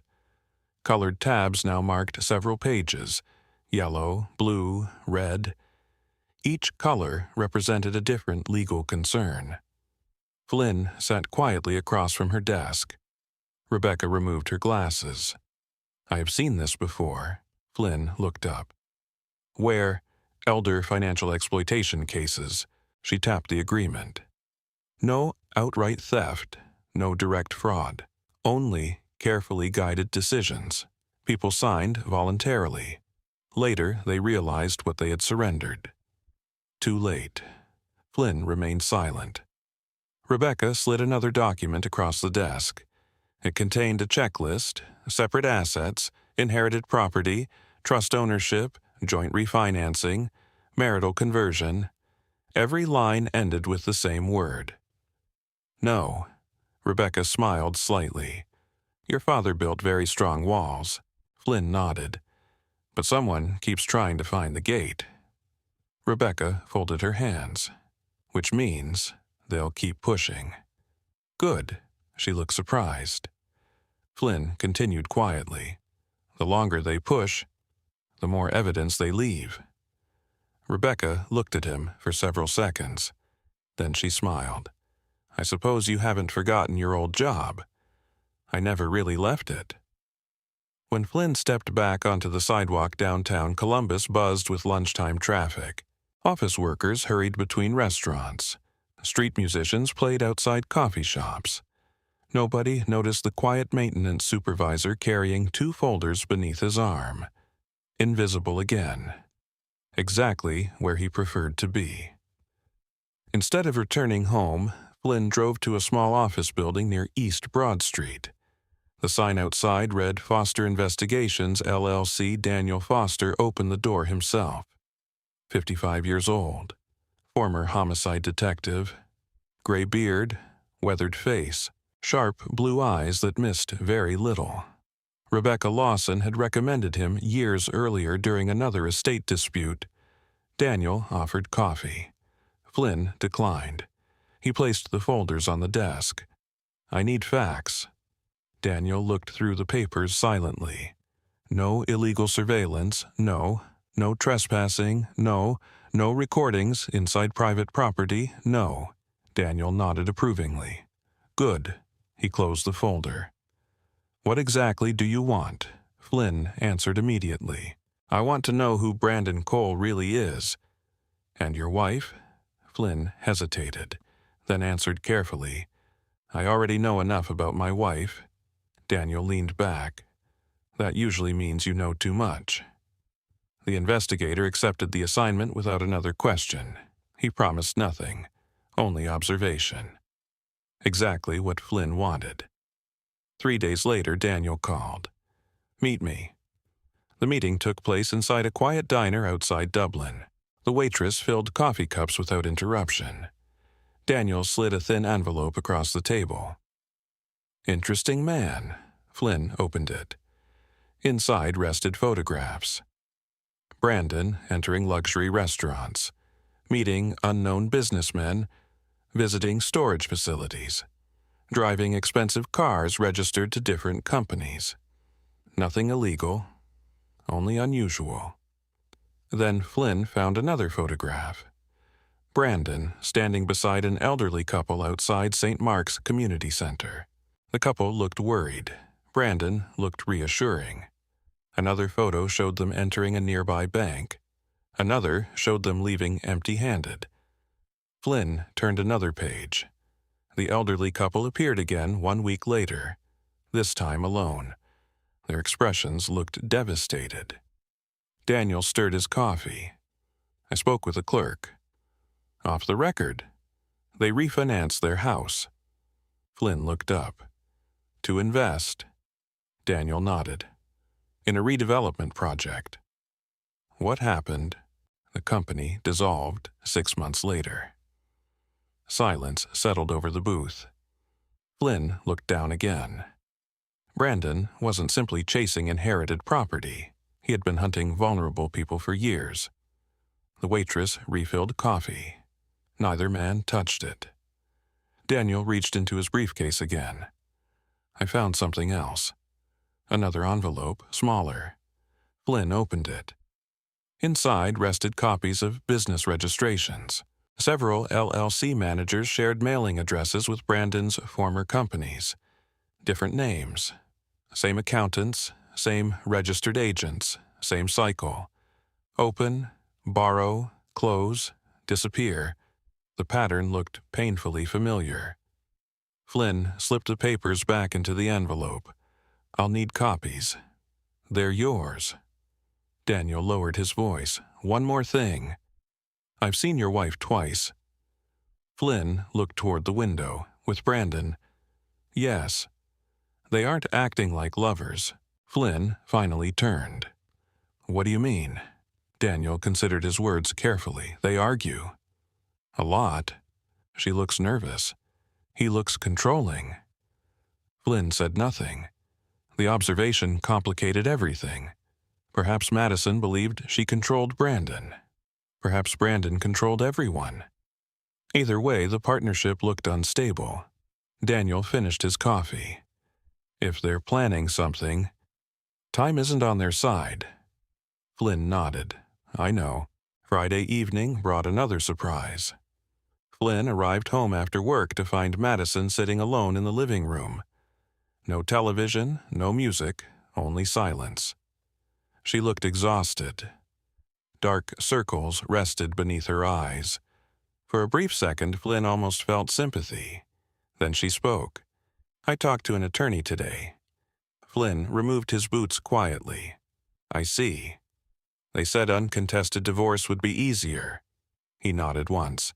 "It usually is." Madison stared at him. "You aren't upset." "I'm listening." Her frustration became visible. I expected... She stopped herself. You expected what? I don't know. A fight. Flynn looked toward the family photographs hanging above the fireplace. Their wedding pictures smiled back at them. Two people believing promises. Two people standing beneath stained glass. The image felt strangely distant now. Madison stood and walked toward him. I never wanted to hurt you. Flynn met her eyes. I know. The answer surprised both of them. For one moment, neither spoke. Then Madison walked upstairs without another word. Flynn remained alone downstairs. Minutes later, his phone vibrated. Daniel Foster. One text message, only 6 words. Need to see you tomorrow, big development. Attached beneath the message sat one photograph. Flynn enlarged it slowly. The image showed Brandon Cole loading several cardboard file boxes into the trunk of his BMW behind St. Mark's Community Center. The timestamp read Saturday, 8:42 p.m. tomorrow, not Sunday, tomorrow. Flynn stared at the picture for nearly a minute. People only moved records when they expected trouble. He slipped the phone back into his pocket. Outside, wind rustled the maple trees lining the street. Inside the quiet townhouse, Flynn understood something had changed. Brandon Cole was no longer preparing to steal. He was preparing to erase, and if Flynn wanted the truth tomorrow, might be his last chance to find it before the evidence disappeared forever. Flynn Price barely slept that night. The photograph Daniel Foster had sent remained on his phone long after midnight. Brandon Cole stood beside the open trunk of his BMW lifting cardboard archive boxes from the office behind St. Mark's Community Center. The timestamp read 8:42 p.m. Saturday, not Sunday. It bothered Flynn more than he wanted to admit. Professional scammers rarely cleaned offices for no reason. They moved records when they expected scrutiny or escape. By 6 o'clock Sunday morning, Flynn had already made his decision. He would not drive to St. Mark S. He would not confront Brandon. He would not follow Madison. Instead, he met Daniel Foster outside a small coffee shop in Dublin. The investigator arrived carrying another sealed envelope. He looked unusually serious. I think your instincts were right. Flynn waited. Daniel slid the envelope across the table. Inside rested photographs taken over 3 consecutive Sundays. The first showed Brandon greeting elderly visitors carrying folders. The second showed Brandon walking with them toward a nearby bank branch. The third showed those same visitors leaving alone looking confused and exhausted. Each sequence repeated with different people, different faces, same pattern.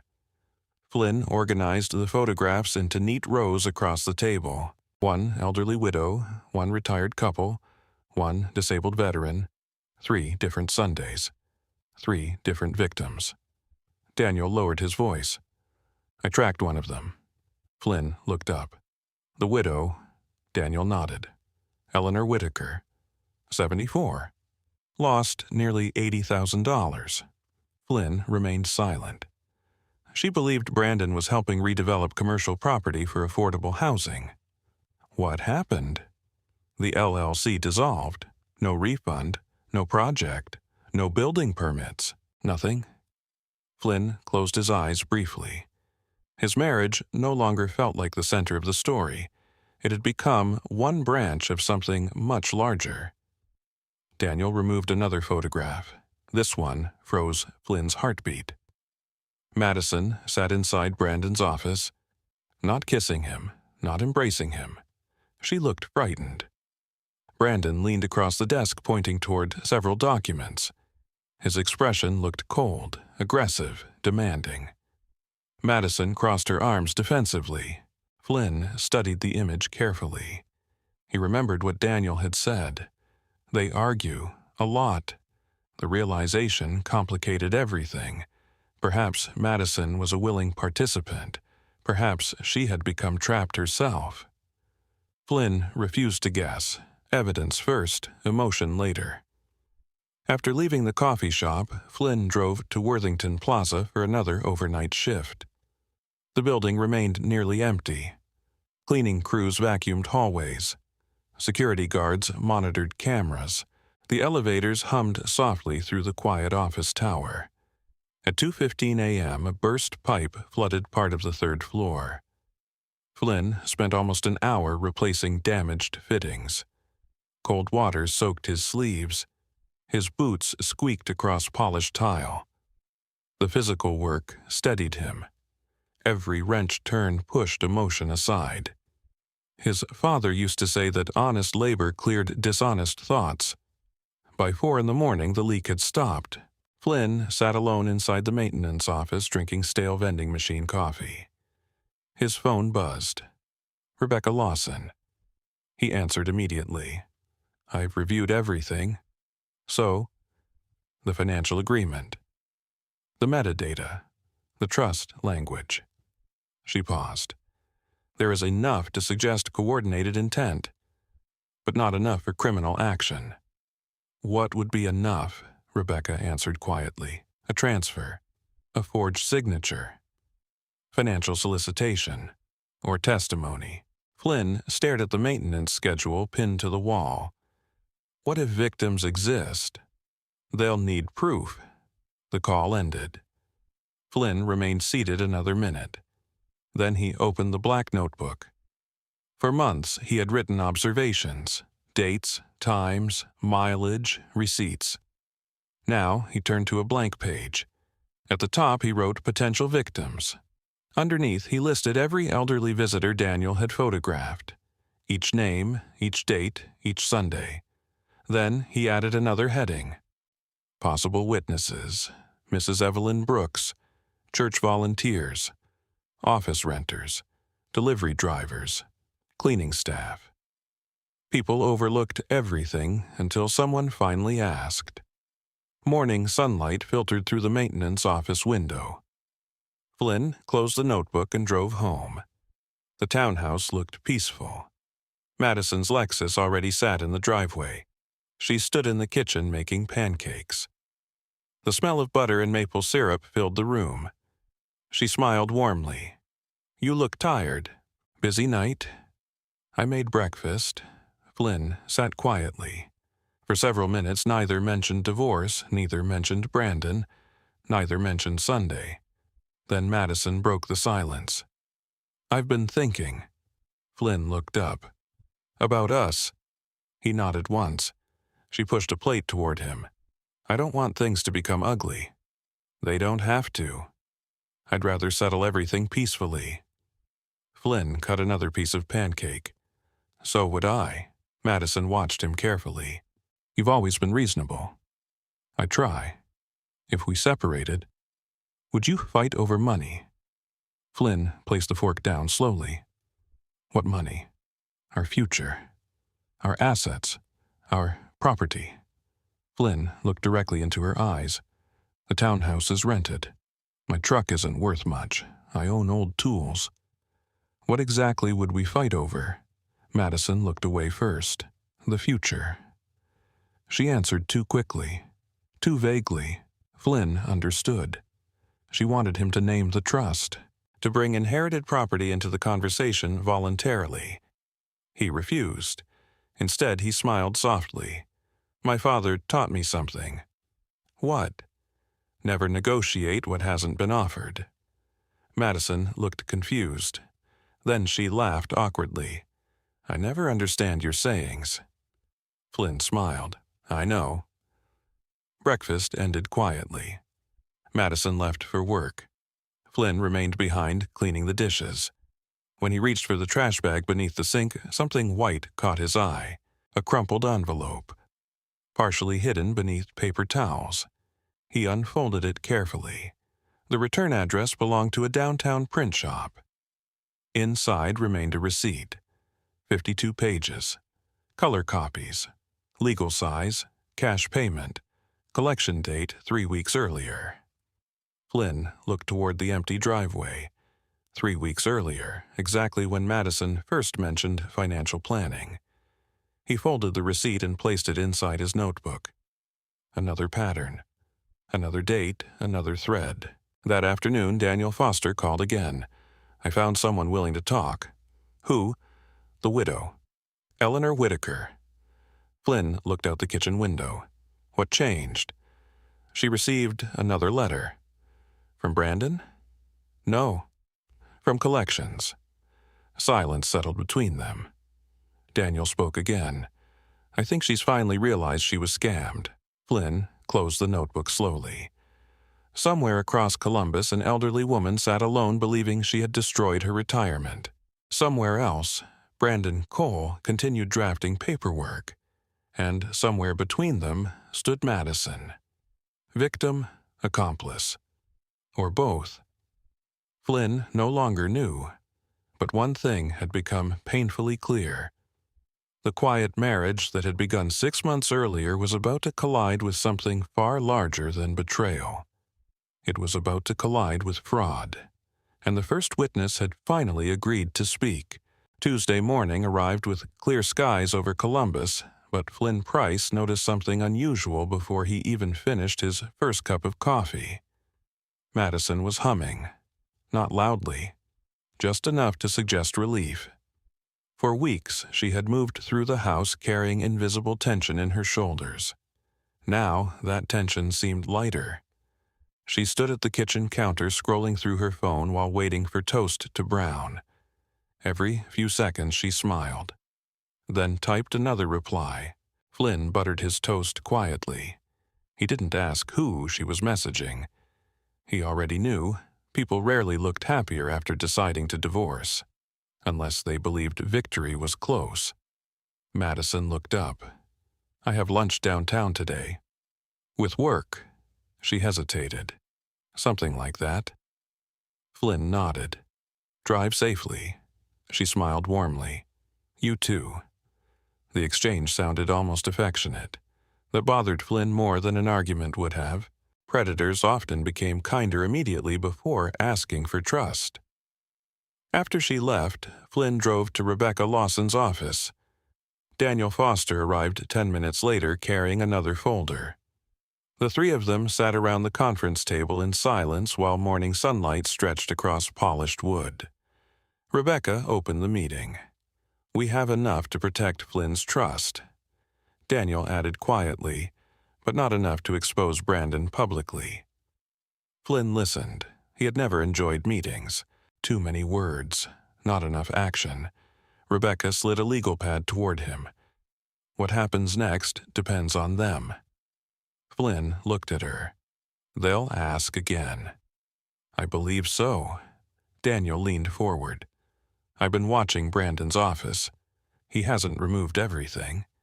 He only removed financial files. What remains?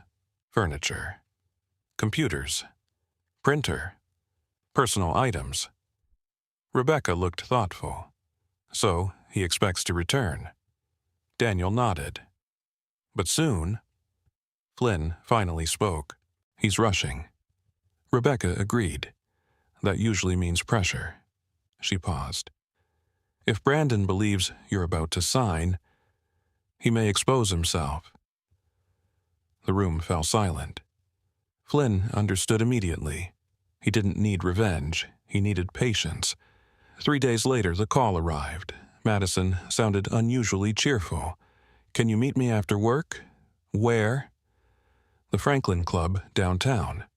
Flynn knew the place. Private dining rooms, corporate meetings, real estate networking events. People closed expensive deals there. What time? 6. I'll be there. The call ended. Flynn phoned Rebecca. Then Daniel. Neither seemed surprised. By late afternoon, Rebecca had already arranged for another attorney from her firm to remain nearby. Daniel planned to watch from the lobby. Nobody intended confrontation. Only observation. At precisely 6 o'clock, Flynn walked into the Franklin Club wearing the same navy work jacket he always wore. His boots had been cleaned. Nothing else changed. The hostess smiled politely. Mr. Price. This way. She led him toward a private conference room overlooking downtown Columbus. Inside sat Madison. She wore a cream business suit Flynn had bought for her birthday. Beside her sat Brandon Cole. Perfect haircut. Tailored charcoal suit, silver watch, confident smile. Brandon stood immediately. "Flynn." He extended his hand. "I've heard so much about you." Flynn shook it once. Likewise. The handshake lasted less than 2 seconds. Neither man smiled afterward. Dinner had already been ordered. Steak, salad, wine. Brandon spoke easily. He discussed Columbus real estate, interest rates, commercial redevelopment, downtown investment. He sounded knowledgeable, successful, generous. Flynn quietly ate his meal. Listening, watching, waiting. Madison barely touched her food. She looked nervous. Brandon eventually leaned back. "I'll be honest. I care about Madison." Flynn nodded. "I know. I think both of you deserve financial security." "I agree," Brandon smiled. "I help families build wealth." Flynn sipped water. "So I've heard." Brandon reached into his briefcase. A familiar leather portfolio appeared. Different cover, same size, same careful organization. He placed it gently on the table. Nothing complicated, just long-term planning. Madison looked toward Flynn hopefully. Brandon continued.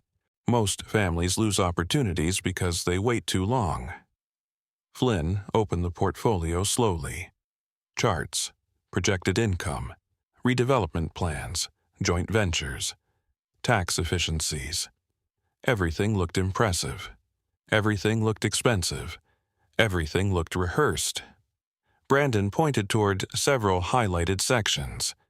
If inherited assets participate in redevelopment, everyone wins. Flynn looked up. "What inherited assets?" Brandon smiled politely. "The ones Madison mentioned." The room became quiet. Madison's face lost color instantly. She had not expected Brandon to admit that. Flynn noticed, so did Brandon. For one brief second, Brandon realized his mistake. Then he recovered. "I mean, generally. Families. Planning." Flynn closed the portfolio. "I understand." Brandon relaxed slightly. "Excellent." Flynn leaned back. "I have one question." "Of course." "Who drafted this agreement?" Brandon smiled. "My legal team." Flynn nodded.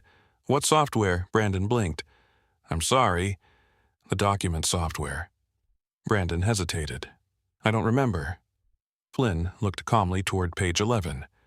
"The metadata says otherwise." Silence. Madison stared at Flynn. Brandon stopped smiling. Flynn continued quietly. "Revision history, formatting changes, embedded identifiers. They're surprisingly difficult to erase." Brandon folded his hands together. "I think you've misunderstood." "I don't think so." Madison looked between both men. Her breathing quickened. Flynn reached into his jacket. He removed a folded copy of the scanned agreement. Then another page, then another. Highlighted, annotated, time-stamped. Brandon no longer looked comfortable. Flynn placed them neatly across the table. No accusations, only questions. He pointed toward one identifier, BC_MP_Rev4. "Would you explain this?" Nobody answered. The silence stretched across the room. Outside the window, evening sunlight reflected from downtown office towers. Inside, the temperature seemed to fall several degrees. Madison looked at Brandon. Brandon avoided her eyes. Flynn remained perfectly calm. Then the conference room door opened. Rebecca Lawson entered carrying a slim leather briefcase. Another attorney followed behind her. Rebecca smiled politely. "I hope we're not interrupting." Brandon stood abruptly. "What is this?" Rebecca placed several envelopes onto the table. "Preservation notices." For all financial records connected to these documents. Brandon's expression hardened.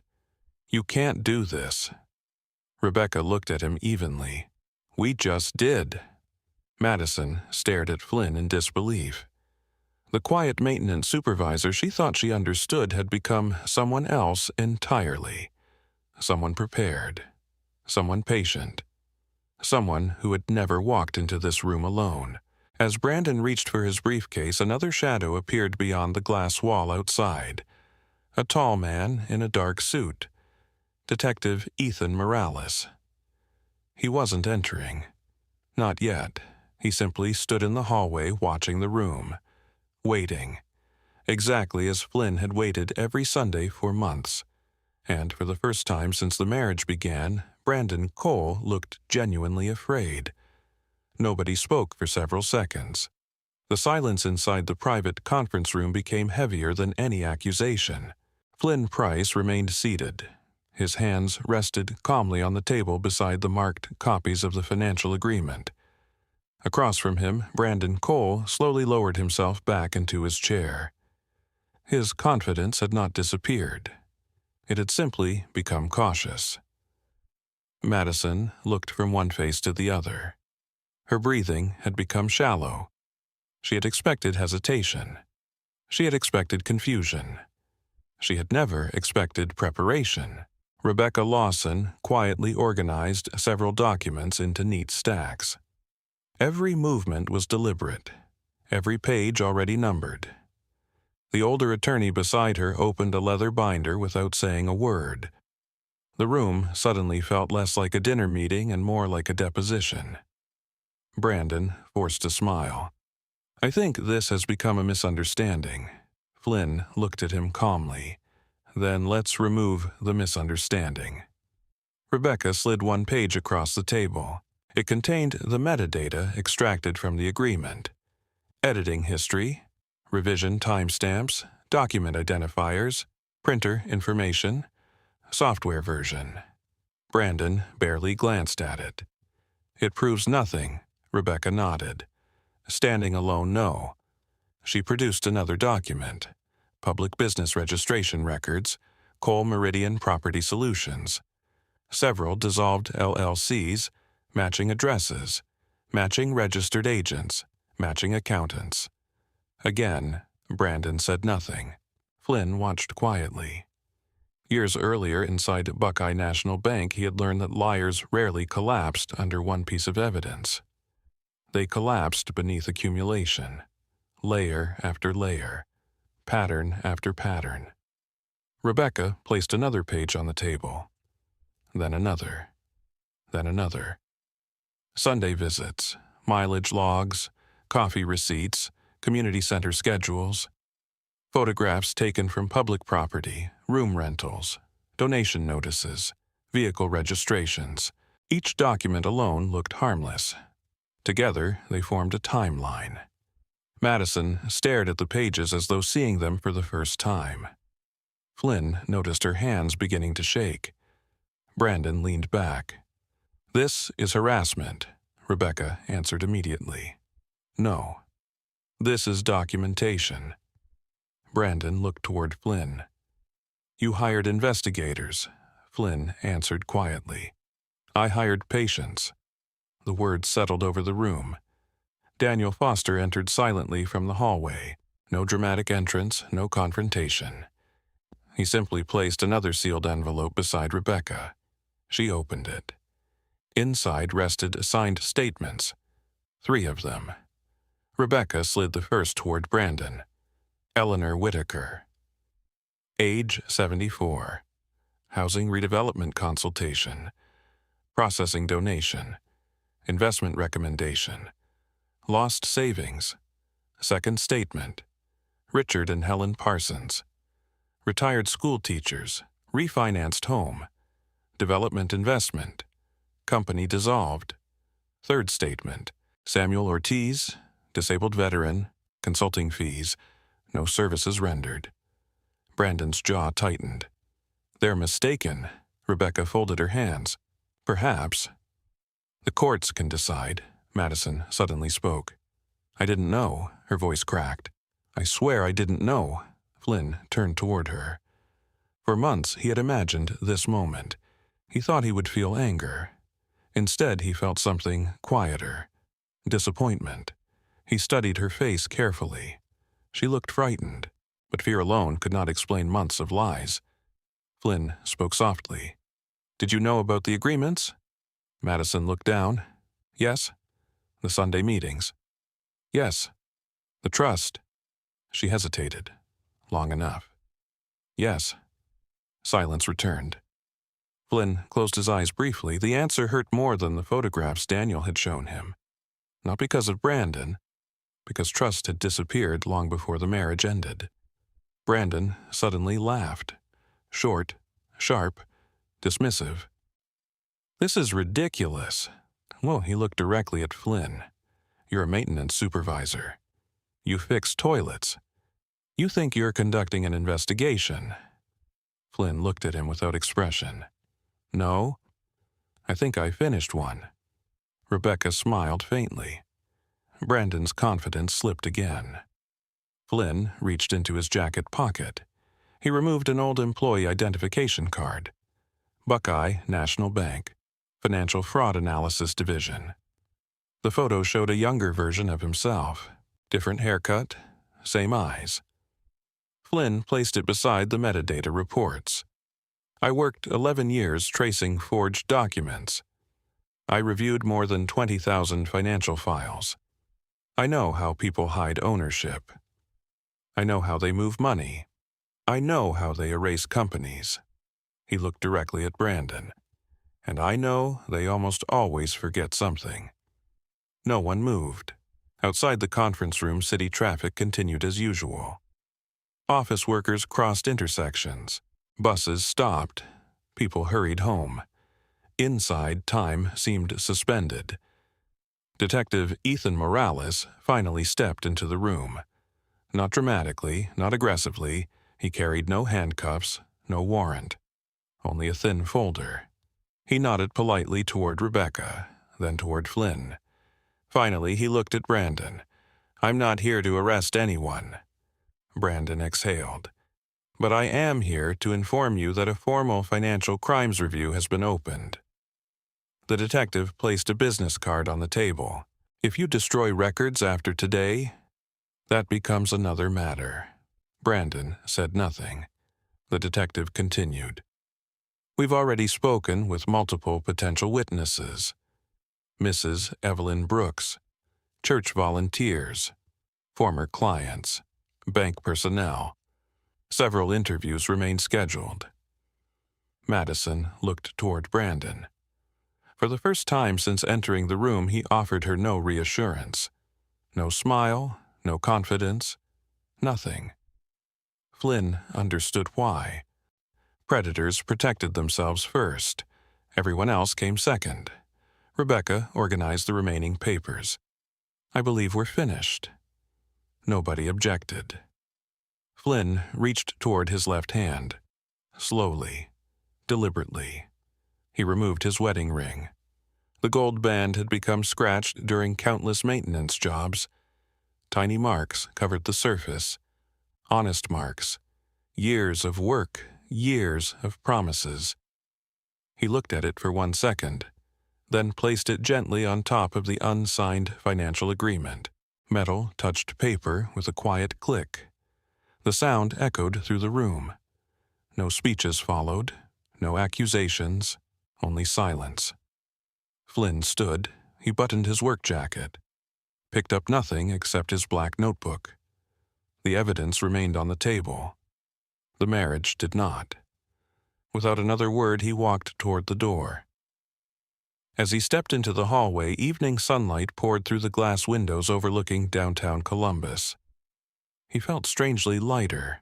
The truth had finally entered the room. And, unlike lies, it no longer needed him to defend it. Behind him, voices slowly began rising. Lawyers speaking. Questions being asked. Explanations offered too late. Flynn kept walking. For months, he had followed Madison every Sunday. Now, for the first time, he walked away without looking back. Justice rarely arrived with flashing lights. It arrived through paperwork, deadlines, depositions, bank records. Patient people understood that.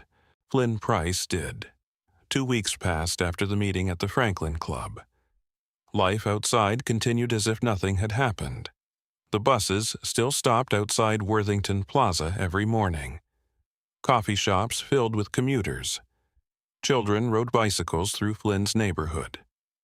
The world had no reason to slow down for broken marriages. Flynn returned to work every night. He repaired leaking pipes, changed ceiling tiles, adjusted air conditioning systems. The younger maintenance workers noticed nothing unusual except that he spoke even less than before. Silence had become comfortable again. At home, Madison occupied the upstairs bedroom. Flynn slept downstairs on the old sofa. Neither argued. Neither cried. Lawyers had replaced conversations. One afternoon, certified mail arrived. Rebecca Lawson reviewed every document before Flynn signed anything.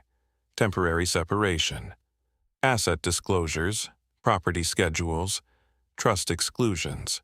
Each page strengthened the invisible walls Flynn's father had built years earlier.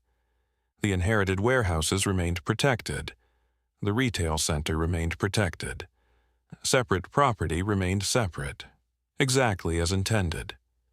Madison read the documents twice, then a third time. The disappointment on her face could not be hidden. She had expected negotiations. There were none. There was simply nothing to divide. 3 days later, local newspapers quietly reported that several redevelopment companies connected to Columbus investment projects had suspended operations pending financial review. The article occupied only a few inches on page 6. Most readers ignored it. Flynn folded the newspaper and placed it beside his notebook. Another pattern, another piece. Daniel Foster called that evening. They're talking. Who? Former employees? Bookkeepers? Consultants? Office assistants? Flynn remained silent. Daniel continued. People become honest once paychecks stop. Flynn looked through the living room window. Autumn leaves drifted across the sidewalk. Brandon's empire had not collapsed because someone exposed him. It collapsed because greed eventually consumed itself. The following week, Detective Ethan Morales requested another meeting. The detective arrived carrying 3 thick binders, bank subpoenas, business registrations, interview summaries. Everything looked ordinary. Everything carried enormous weight. Morales spoke calmly. We're still investigating. Flynn nodded. I understand. We appreciate your cooperation. I only kept records. You kept them well. The detective smiled faintly. Most people react. You documented. Flynn looked down at his rough hands. Maintenance work had left scars across his knuckles. He preferred those scars to regret. Morales closed the binders. We've identified several victims, possibly more. The investigation will take time. Flynn asked only one question. Did anyone recover their money? The detective hesitated. Some may. Most won't. The answer stayed with Flynn long after the meeting ended. Several nights later, he stopped outside St. Mark's Community Center after finishing work. The building looked quiet now. Room 12 stood empty. The printed sign had disappeared. The office windows were dark. Mrs. Evelyn Brooks swept leaves from the front entrance. She recognized Flynn immediately. Oh, Mr. Price. He smiled warmly. Good morning. She leaned on the broom. Such a shame. What is... Mr. Cole stopped renting. He never came back. Flynn nodded gently. I heard. Mrs. Brooks sighed. I thought he was helping people. So did I. Her shoulders slumped. I feel foolish.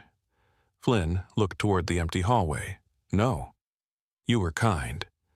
They're different things. The old woman smiled sadly. I suppose they are. Before leaving, Flynn slipped an envelope beneath the donation box near the reception desk. No name, no note, only a cashier's check. Enough money to cover several months of meals for the community center's food pantry. He never mentioned it. Mrs. Brooks never saw him leave it. Some debts deserved repayment even when they weren't yours. The divorce hearing arrived quietly. No dramatic courtroom speeches, no shouting, only lawyers, documents, judges, signatures. Madison sat across the room wearing a gray suit instead of the bright colors she once loved. She looked older, not because of time, because of disappointment. The judge finalized the dissolution in less than 30 minutes. Separate assets remained separate. No claims against the trust survived review. The marriage ended exactly as Rebecca Lawson predicted. Outside the courthouse, reporters waited for another hearing involving unrelated political corruption. Nobody noticed Flynn leaving. He preferred it that way. Weeks passed. Winter approached. Flynn returned to ordinary routines. Night shifts, coffee from vending machines, oil stains on work gloves. Life slowly regained its rhythm. Then, one Friday evening, someone knocked on the townhouse door. Flynn opened it. Madison stood outside. She wore a simple brown coat, no jewelry, no designer handbag, only exhaustion. Snowflakes landed softly on her shoulders. Neither spoke at first. Finally, she held out a large manila envelope. "I found these." Flynn accepted it carefully. "What are they?" "Copies. Brandon kept everything." She looked away. "I didn't know how much." Flynn opened the envelope slightly. Inside rested flash drives, bank statements, unsigned contracts, email printouts, corporate ledgers. Far more than he expected. Madison's voice barely rose above a whisper. "He left me with nothing." Flynn looked at her quietly. The words carried no satisfaction, only emptiness. She wiped away tears. "I thought he loved me." Flynn answered gently. "I know." She looked up. "I don't expect forgiveness." He nodded. "I know." For several seconds, snow drifted silently between them. Then Madison stepped backward. "Take care of yourself." "You too." She turned and walked toward the street. She never looked back. Flynn remained standing in the doorway until her figure disappeared beneath the falling snow. Then he carried the envelope inside. The flash drives would become valuable evidence, perhaps enough to finish what had already begun. He placed them beside the black notebook that had started everything months earlier. The notebook was nearly full now. Receipts, dates, mileage, observations, tiny facts, tiny truths. Together, they had protected everything his father spent a lifetime building. Outside, the first real snowstorm of the season covered Columbus in quiet white silence. Inside the empty townhouse, Flynn realized justice had not made him happy. It had simply given him peace, and sometimes peace was worth far more than revenge. Spring arrived quietly in Columbus. Snow disappeared from sidewalks. Trees along the Scioto River slowly turned green again. Construction crews returned to unfinished buildings. Life moved forward, whether people were ready or not. Flynn Price noticed the seasons more than he once had, perhaps because they never lied. Every morning, he drove the same old Ford Ranger to Worthington Plaza. He still carried the same dented toolbox. He still repaired elevators before office workers arrived. Nothing about his appearance suggested that he had spent months helping unravel a multi-million-dollar fraud investigation. He preferred it that way. Invisible people enjoyed peaceful lives. Several months after the divorce became final, Detective Ethan Morales called one last time. His voice sounded lighter than usual. "It's finished." Flynn stood outside the maintenance office overlooking downtown traffic. "What is the grand jury?" "They returned indictments." Morales paused. Brandon Cole won't be opening another redevelopment company anytime soon. Flynn looked across the skyline without speaking. The detective continued. Wire fraud, financial deception, forgery, conspiracy, multiple counts. Several victims came forward after the investigation became public. Flynn closed his eyes briefly, not in celebration, in relief. Justice had finally found its address. Thank you, he said quietly. Morales answered with equal calm. You did the hard part. You paid attention. The call ended. Flynn slipped the phone back into his pocket and returned to repairing a faulty electrical panel. The fluorescent lights flickered once, then steadied. Some problems only required patience. Others required evidence. His life returned to ordinary routines. Rebecca Lawson finalized the remaining trust paperwork. The inherited warehouses continued producing stable rental income. The retail center near Dublin welcomed 2 new local businesses. Flynn never sold any of them. His father had built those properties one brick at a time. They represented discipline more than wealth. One Saturday afternoon, Flynn visited the retail center to inspect roof repairs after heavy rain. The parking lot bustled with customers. Children carried ice cream cones. A barber swept hair from the sidewalk. The bakery owner waved from inside her shop. Normal life, honest life.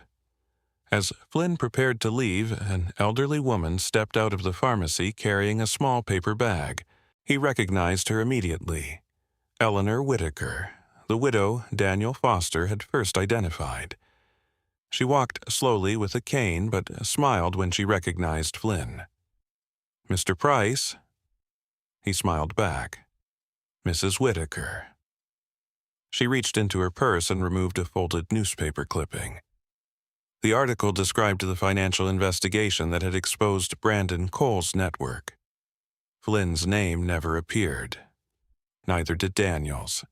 Neither did Rebecca's. Only the victims and the charges. Eleanor looked down at the article. I wanted to thank whoever helped stop him. Flynn remained quiet. She continued. I lost money. But my granddaughter won't. Tears filled her eyes. That's enough. Flynn gently folded the article and returned it to her. I'm glad you're here today. She squeezed his hand.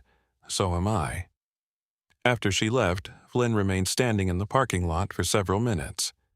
The afternoon sun reflected from storefront windows. Children laughed nearby. A dog barked from across the street. Small, ordinary sounds.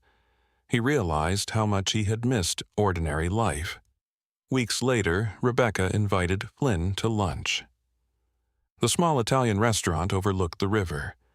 She arrived carrying one thin envelope. No legal emergency. She smiled. I promise. Flynn laughed softly. That's good. She handed him the envelope. Inside rested a single letter, written years earlier by Flynn's father.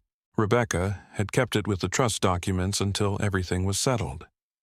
The handwriting looked familiar, strong, simple, direct. Flynn read quietly. If you're reading this, it means life became more complicated than I hoped. Remember that buildings survive storms because their foundations stay where they were built. People are no different. Don't chase revenge, protect what matters. The truth has more patience than lies ever will. Flynn read the letter twice, then carefully folded it back into the envelope. Neither he nor Rebecca spoke for several moments. Finally, she smiled. He knew you well. Flynn nodded. He knew the world. The months continued passing. Summer returned. The townhouse lease expired. Flynn moved into a small brick home closer to work. Nothing luxurious. Just a quiet place with a front porch and enough room for his father's old rocking chair. On weekends, he volunteered at St. Mark's Community Center. Mrs. Evelyn Brooks still worked there every Sunday. Together, they repaired broken shelves, sorted food donations, painted classrooms. Nobody mentioned Brandon anymore. His office had become a reading room for neighborhood children. The old sign had disappeared forever. One Sunday afternoon, Flynn finished repairing a loose window frame. He stood outside watching families arrive for a community picnic. Children chased balloons across the grass. Volunteers laughed while carrying folding tables. Someone played country music through old speakers. Mrs. Brooks walked beside him carrying lemonade. "You seem happy." Flynn looked across the lawn. "I think I finally found quiet again." She smiled. Quiet is underrated. He laughed softly. So are honest people. As the sun slowly lowered over Columbus, Flynn sat alone beneath a large maple tree. The black notebook rested beside him, the same notebook that had begun with mileage logs and suspicious Sundays. Its final page remained blank. He opened it one last time. For several seconds, he simply looked at the empty paper. Then he wrote a single sentence. "Truth never needed me to shout. It only needed me to wait." He closed the notebook. The breeze carried children's laughter across the field. Somewhere nearby, church bells began ringing. The sound drifted gently over the neighborhood as evening settled across the city. Flynn slipped the notebook beneath his arm and walked back toward the community center without looking behind him. The past no longer followed him. For the first time in a very long while, neither did suspicion. Only peace. Some betrayals arrive with anger, while others arrive wearing a friendly smile and carrying neatly printed paperwork. The difference is not always easy to see. Flynn never won because he was stronger or louder than the people who deceived him. He won because he refused to let emotion replace observation, and because patience gave the truth enough time to reveal itself. Real life often works the same way. The quiet people are often underestimated, and the biggest decisions should never be made under pressure or fear. A calm mind, honest evidence, and steady judgment can protect far more than money. They can protect dignity, family, and peace of mind. If this story made you think of a moment when patience saved you from making a terrible mistake, share your experience in the comments. Every story reminds someone else that they are not alone. And if you enjoy stories where truth quietly defeats deception, subscribe and come back tomorrow for another unforgettable journey.